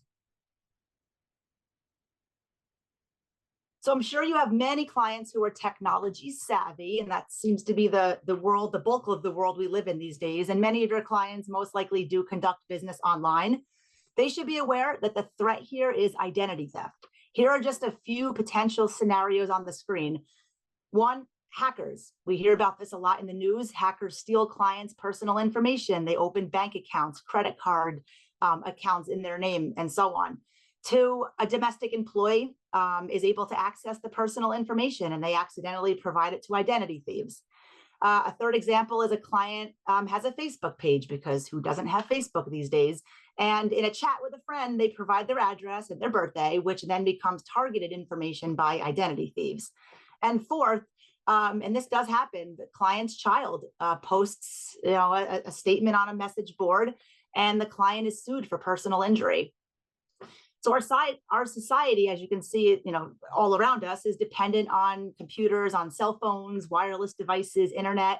And the wealthy, unfortunately, are typically early adopters of technology and therefore targets. And it's the exposure as a result of that puts them at risk for that identity theft. And according to the Identity Theft Research Center, 2022 had the second highest number of data compromises in the US in one single year. At least 422 million individuals were impacted. Credit card fraud accounted for about 43% of identity thefts, followed by miscellaneous identity theft, which was around 28%. And miscellaneous really includes like online shopping, payment account fraud, email, social media fraud, that type of thing. And then lastly, the number of total phishing crimes reported, this is a pretty insane statistic, jumped to over 300,000 in 2022, where it was only 26,000 in 2018. Huge jump. It's greatly surpassed other crimes by over 4 times, such as credit card fraud and extortion. So why should you, as a financial planner, care about this? Well, the impact to your client is really twofold. They could suffer a considerable financial loss through a targeted phishing or identity theft attack, but they'll also spend a considerable amount of time rectifying the problem. And that's really why creating a risk management solution is extremely important. The next red flag we're going to talk through is the client who travels frequently overseas. I'm sure you know who they are. And with changes in globalization, these are just some of the risks that face them. So you'll have to take a look at the screen. One, the client's spouse is injured, requires immediate medical attention. A medical facility is located far away from the location of the injury, and the healthcare system in the country is substandard. Or maybe the client is kidnapped for ransom. So why is overseas travel a risk management concern? These statistics. One, international travel has returned to all-time highs, as we can see all around us. And let's be honest, wealthy individuals frequently travel internationally. Medical evacuation is a growing concern because of the distance and quality of medical care in many countries. The costs for medical evacuation are exorbitant. Use of an air ambulance costs more than $200,000 alone. And lastly, kidnap and ransom, which we talked about earlier, it's a growing business, unfortunately, in which kidnappers target Americans and other travelers from Western nations that exhibit evidence of substantial means. And additionally, many affluent travelers seek active or adventuresome vacations, and they're lured to countries where there are higher than average incidents and abductions. What does this mean to you and your client? If your client doesn't have an appropriate risk management plan, he or she could suffer a considerable financial loss while traveling overseas. So let's take it a little bit closer to home. Clients who employ housekeepers, nannies, other domestic staff, that also represents a red flag. Here are some real scenarios that could occur. The housekeeper falls, she breaks her ankle and sues the employer for medical bills and lost earnings. A former employee initiates a lawsuit alleging wrongful termination, which we'll get to in a little bit. 3, an employee steals several items of valuable jewelry. So there's a couple different angles there. It's difficult really to quantify the number of households in the US that employ domestic staff, but I will say the US Department of Labor estimates around 723,000 housekeepers alone were employed by homeowners in 2021. So this provides somewhat of a good indicator of the frequency of this practice amongst the wealthy. A growing area of litigation is also employment practices liability, or EPLI. We love acronyms in insurance. I'm not sure if you do in your field, but we certainly do. And there's really 3 pieces to employment practices, and that would be sexual harassment, wrongful termination, or discrimination in employment. And 30% of all civil litigation is related to employment practices liability in 2022. So that's another big number. Finally, EPLI is expensive to defend. Juries tend to favor the plaintiff, and the average verdict exceeds $450,000. So what's the impact? You can now see a trend, I'm sure, but the impact of litigation, of a litigation claim can be substantial. And with the appropriate liability program, this impact can be mitigated. Another red flag is the client sits on the board of an organization. Maybe it's public, maybe it's private, maybe it's a not-for-profit. But here are a few real scenarios that can result. 1, the stock loses considerable value and shareholders sue the company and the board of directors personally for mismanagement. The client accepts maybe a seat as the chair of the audit committee, thereby increasing his level of responsibility and then, of course, level of liability at the same time.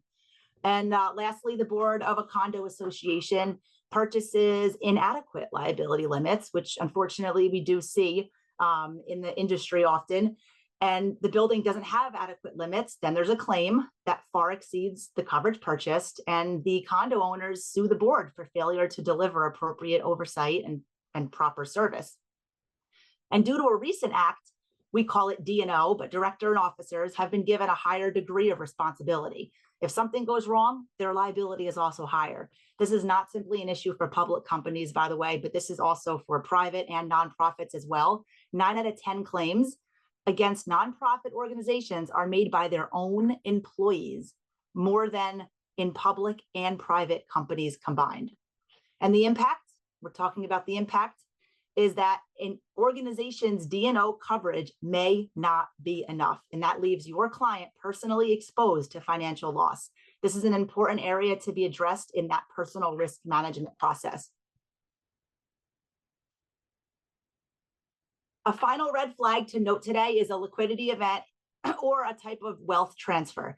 If a client sells his business, maybe finalizes a divorce, receives a significant inheritance, that type of scenario, there are a couple items that may occur. One, the client's net worth increases, right? So when that happens, so does their liability exposure. Two, the client who sells his business is sued by the new owners for misrepresentation. We've seen that come across. Three, the client may buy a second home, right? They may buy art, they may buy a luxury auto or other valuable items. Or also a trust or an LLC is created for favorable tax implications. So you deal with these type of individuals who are experiencing these life events every single day. That's what you do. The issue here is that the risk management plan is not often adjusted when these life events happen, and that leaves the individual unknowingly exposed to financial loss. In summary, these are the key red flags to look for. We covered most of them, I believe, except for the last four. So just a couple quick additional insights would be, yes, the last four. Client utilizes a trust, LLC, for really its state tax planning purposes. A client owns a high valued home and or secondary. They might collect art, jewelry, classic vehicles, or other valuables. These are also red flags that create a potential scenario where the individual's net worth and future earnings could be at risk if the proper risk management plan is not in place.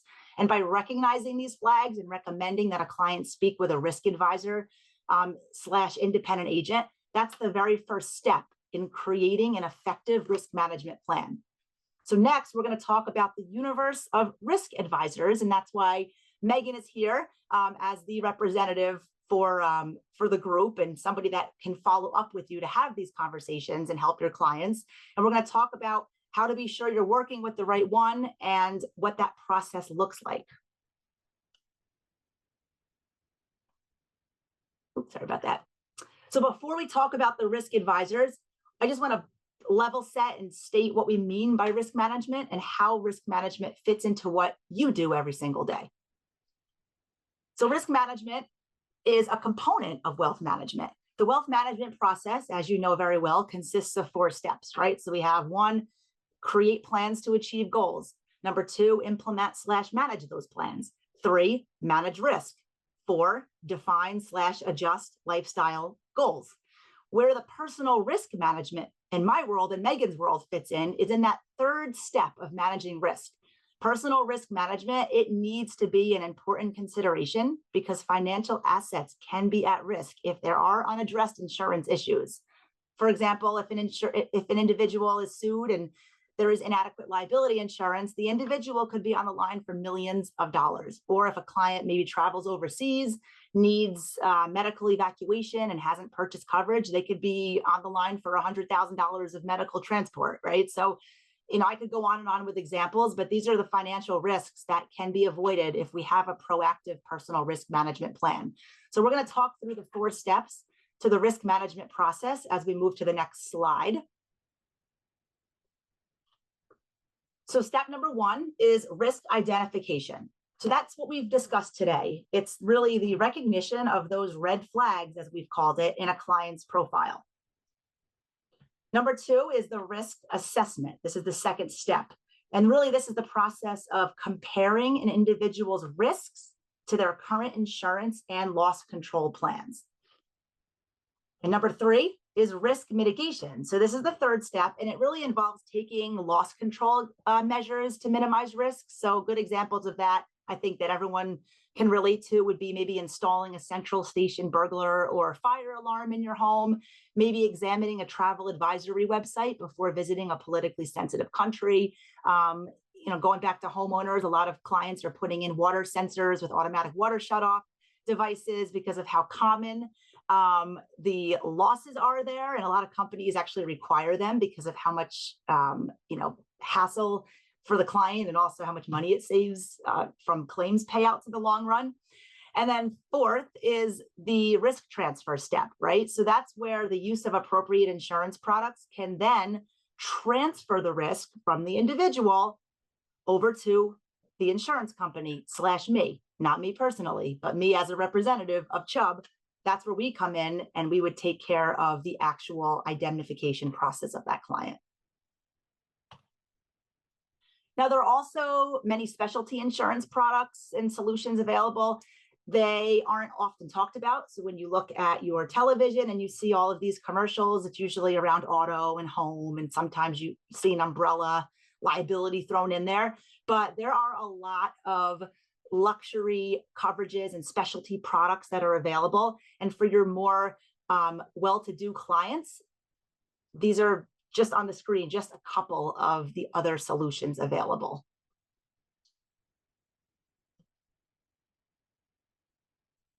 Now, what is a good risk advisor, right? And what types of risk advisors are there? And what type of risk advisor is best for your more affluent individual? So a good risk advisor employs the 4 steps of risk management that we just talked about. But before we examine the characteristics in detail, it's helpful to look at the type of risk advisors that there are. What's the universe of risk advisors? So there's 3 colorful bubbles there, right? So the first category is independent agents or brokers, which would be Meaghan at Core Insurance. She would be considered an independent agent. So they're not affiliated with any specific insurance company. They're actually independent, hence the name, and they represent many different insurance companies to serve their customers. And honestly, an independent agent is by far the best choice for an affluent individual because of their depth of knowledge and their breadth of companies and choices. And then you have your captive agents, which are also called direct writers. I'm sure you've heard that term, but they're agents that represent a single company. So examples you'll see would be like State Farm, Allstate, Liberty Mutual. These individuals are captive or direct because they can only offer their company's products, which can be limiting, right? Especially for affluent individuals that have unique needs and assets and need protection. These companies really tend to be more mass market focused and really offering more of a standard solution. And then finally, there are true direct response companies like Geico, USAA, et cetera. These companies don't market via agents at all. They just use mostly direct mail, advertising, TV commercials, other marketing to create customers that way. And they're really more price driven versus coverage driven, and they're more mass market driven, and they don't offer adequate coverage or service for affluent individuals at all. So an independent agent or broker, as I mentioned, is the most suitable risk advisor for affluent clients. Among the universe of independent agents and brokers, what should you look for? Well, let's talk about it. So 1, an advisor who understands and is comfortable working with affluent individuals. Not just any advisor will do. You want one that speaks their language and has a proven track record to be able to handle these clients with a certain finesse that they expect, right? Number 2, an advisor who seeks to understand the client's needs and lifestyle rather than simply providing, this is my least favorite term in the world, apples to apples coverage comparison. I don't like Meaghan's laughing because she knows where I'm going with this, but apples to apples, if you quote apples to apples and the client has the wrong policy to begin with, you are simply repeating another agent's mistake. Not helpful, right? So let's get out of that mindset so that we don't want to refer to an advisor that does that. 3, the advisor asks risk management questions to the client, right? We want to establish a risk profile. We're not just practice quoting. We're not, it's not like a 30-second speed dating where it's just questions. It's questions like, do you travel frequently? Do you employ domestic employees? What activities do you like? Do you collect anything? Tell me about your home, right? You really need to work with somebody who asks those type of questions of your client. And 4, the advisor represents multiple insurers. It's not a one size fits all in the P&C world. And you need those specialty markets as well when your clients buy the yacht and they buy the jet ski and they buy that huge art piece that no one wants to insure, So there's quite a few avenues of insurance that really need that specialty touch. So you have to work with an advisor that represents enough companies that they are able to keep everything in-house when those needs arise. And then lastly, the advisor provides a level of service that is suitable for your best and or wealthiest clients. Service is everything. And you know that from what you do. It is not insurance specific, and it is not I think it goes without saying that service is what keeps clients happy and keeps clients with you. So you definitely need to work with an advisor who not just does a great job getting the business on the books, but how do they maintain that business over the long haul? So how can Chubb help, right? So as a business partner, Chubb is here to help. We will continue to learn about what you do. As Meaghan said in the beginning, we do a lot of research for, in the wealth management world. We work with outside vendors, we work in-house. We constantly are trying to keep up with the trends on what's going on out there.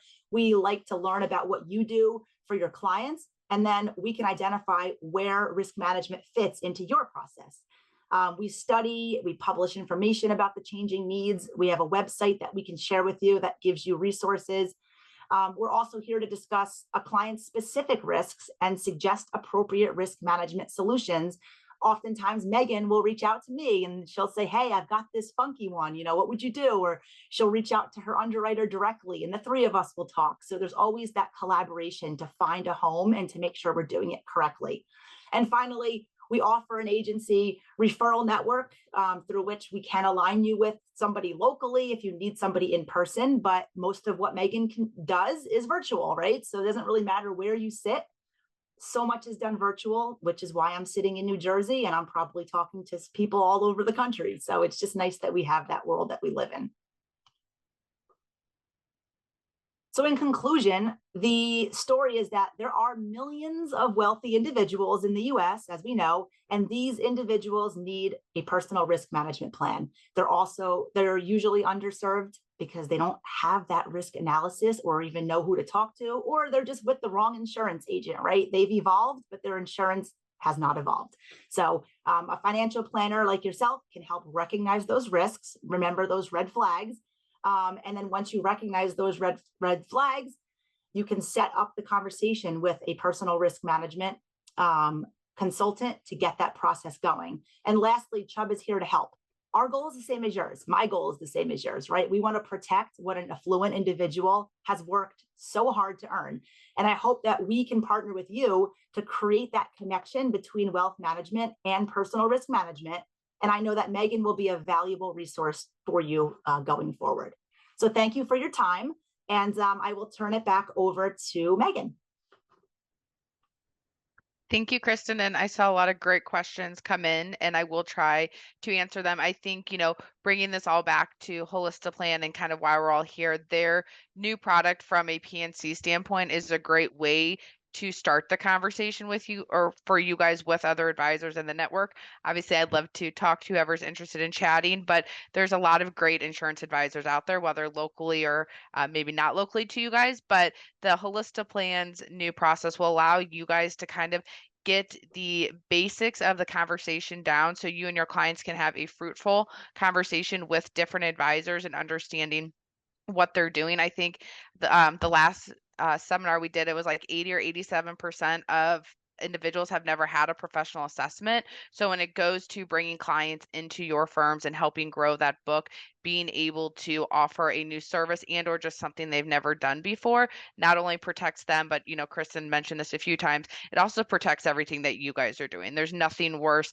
than thinking your clients are properly covered, building out their education savings, their future for retirement, and then having their 16-year-old driver get in a car accident and unfortunately, injure someone severely, and now everything you guys have done for the last 5 to 15 years is all unraveled in 30 seconds. So you, especially just by listening to all the wonderful tax advice that was given today, there's already a lot on your guys' plate. So please reach out, Chubb. I will put the link in the website for Chubb's financial advisor services that you guys can reach out to. They have a lot of great just research that they've done from the planning part. And again, how this can drive revenue to your business, whether that's in partnering with the right insurance advisor, or just adding clients, maybe wanting to refer you out because they like the service that you're providing, and or just longevity with the clients you currently work with. So it's more to than just talking P&C. There's a lot of benefits that naturally come to your firms by participating in something like this. And then I think one of the questions I saw come through was California. Right now, I would say California is a very consumer-friendly state. So they do a good job in trying to make companies stay put, but we are seeing kind of a mass influx of companies leave, State Farm being one of them. And when we see large companies like State Farm get out of a market, it's actually very bad for the insurance industry as a whole, because now one large company is getting out and a lot of other companies don't want to just take on all that risk. They have to evaluate what that risk looks like and what areas. So while a lot of people will think when carriers get out, it might be good for competition, it's actually very bad in our market just because of how limited and how strict insurance companies are becoming. Same thing for Florida. However, Florida is a little more I would say loose when it comes to carriers coming in and out of the market. And so in Florida, you guys need to be very careful of your clients that are with non-admitted markets, which basically means they're not backed by the state. So Chubb, State Farm are typically admitted markets, meaning they're backed by the government if they ever become insolvent due to a hurricane hitting and everyone getting wiped out. But we are seeing a lot of clients, again, rates go up 40 or 50%. And so they're shopping and they're looking for that cheapest rate or apples to apples, because the dwelling limit's the same, but they're able to save, 10 or 15,000. A lot of times that saving comes with them going to a non-admitted market. So there's a lot going on in our space that it's really important. Again, whether it's me, Chubb, or just your local person that you know well, understanding everything that's happening so you can properly advise your clients. Because again, 5-10 years ago, insurance wasn't a risk, but now you can't have clients pay premiums for them not to get a check at time of a claim because the company becomes insolvent very quickly. Let me see if there's any other ones. I also saw something about a minimum. I will say, I think every insurance advisor is different, and everyone kind of has a niche they serve. I will see, like, especially the Marshes, the Aons, they tend to have minimums in their firms just from an overhead perspective, but there's a lot of really great mom and pop local shops that can serve your guys' clients very well that won't have minimums. Again, we are seeing in states like Florida, just like you guys, fee compressions, but we're seeing commission compression. So instead of getting 15% in Florida, some of those agents only get 7%. So that's why we're seeing them implement the different minimums. But again, there usually are plenty of agencies that don't have minimums that can still provide very great advice to your clients. And then another one I saw was about the level of liability that you need. I think that kind of varies based on the client and state and kind of what is seen as collateral at time of a claim. But a lot of times your clients with money in their 401k is very well protected until it's seen as income. So again, as they get closer to retirement, it might be worth really considering that as part of their total assets. But otherwise, things that are in 401ks or creditor protected accounts don't always need to be considered from a liability perspective or what could be seen as a creditable asset at time of an uninsured claim. And Meaghan, I'm seeing a lot of questions about Chubb, like if they have a menu of insurance products available and what type of clients do they work with, and how do they fit in the universe of risk advisors and other local. So there's a lot of Chubb specific questions. I would say our website has a lot of information. You can find a list of products. You can find local agencies by zip code to look for. There's also a section on wealth advisors that's built just for you that has videos. It has templates. And I know you have ones, through Holistaplan that you use, but there's resources available that can help start that process if you don't already have a process going for you. But just so you have a high level understanding, is Chubb has always catered to the high net worth market. So that's more of been an affluent based company. However, in recent years, we can go as low as a $500,000 home in many states, depending on the client. So the margin of what we can do has been expanding, but as a high level, we're really a Fortune 500 company. We've been in business since 1882, for anyone who doesn't know the brand. But personal insurance, that's been one of our most strategic business units. We specialize in the, we do commercial lines and financial lines and all that, but our bread and butter is personal insurance. And we introduced about 25 years ago, we introduced our Masterpiece product. And that's on Chubb paper. So there's no other company out there that replicates the policy that Chubb delivers, because we have that in-house Masterpiece form. And that's meant for high value homes, autos, valuable articles, liability, watercraft. So it's really probably the most broad coverage you're going to find in the marketplace. Thank you. Yeah, and I would agree. I think Chubb definitely has a wide range. So I just dropped the link for them to post to you guys that will take you to their specifically the overlooked gaps in financial advice, which we did a webinar on that a few weeks ago that Holistaplan has saved. So while you won't get a CE credit, I definitely think it's a great way to kind of start this insurance journey if you're trying to figure out what to do. It also explains a little bit more about really how that Holistaplan software can really play into what you guys are doing and kind of the financial benefits that come along with that service. Thank you for sharing that link. Of course. Anything, and then I do work in all 50 states. I think that was one that came up, and our process is a two-step process. So we do just kind of advise clients on here's what your current coverages are and the way you live life and the gaps. And maybe they love their brother-in-law, so they just want to take our advice back to their brother-in-law and have him fix it.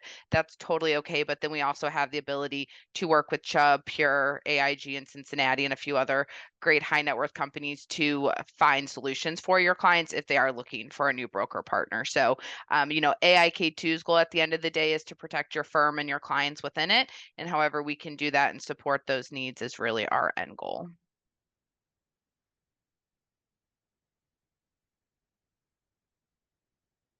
I think that was most of the questions, Tori, unless you see any that I missed. And you could always follow up too afterwards, right? With Correct. anyone that.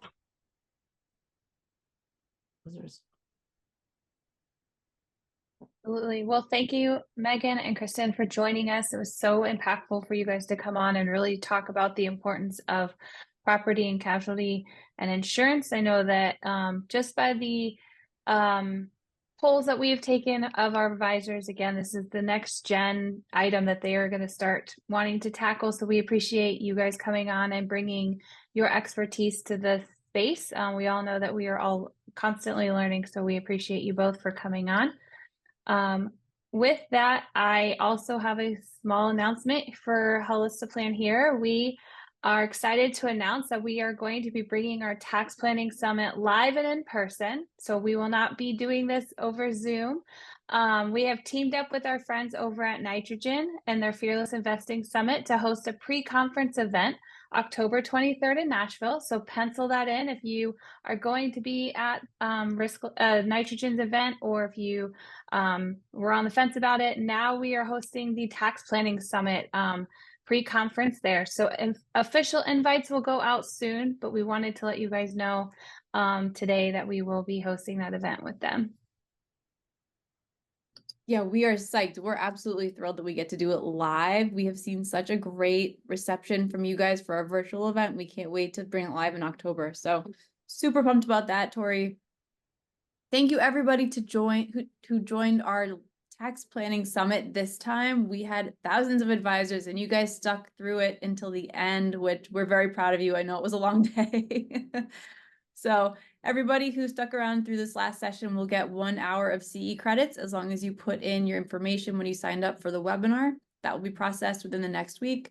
And I want to say thank you to each one of our speakers, Jeffrey Levine, Debbie Taylor, Meaghan Dowd, Roger Pine, Kristen, and then also to our client panel, Emily, Kristen, Kevin, and Johnny. You guys were phenomenal. We saw the chat absolutely blowing up for that. And I just want to say thank you to Tori for being my co-host. Thank you to Alana, who's our marketing coordinator, who helped really drive all of the hype for this event. She was phenomenal. And of course, to our moderators, Emily and Madeline, who handled, no question, hundreds of questions. They did a really, really great job. So thank you again, everybody, for joining. It was an incredible summit, and we'll see you soon. Bye, everyone. Thanks so much.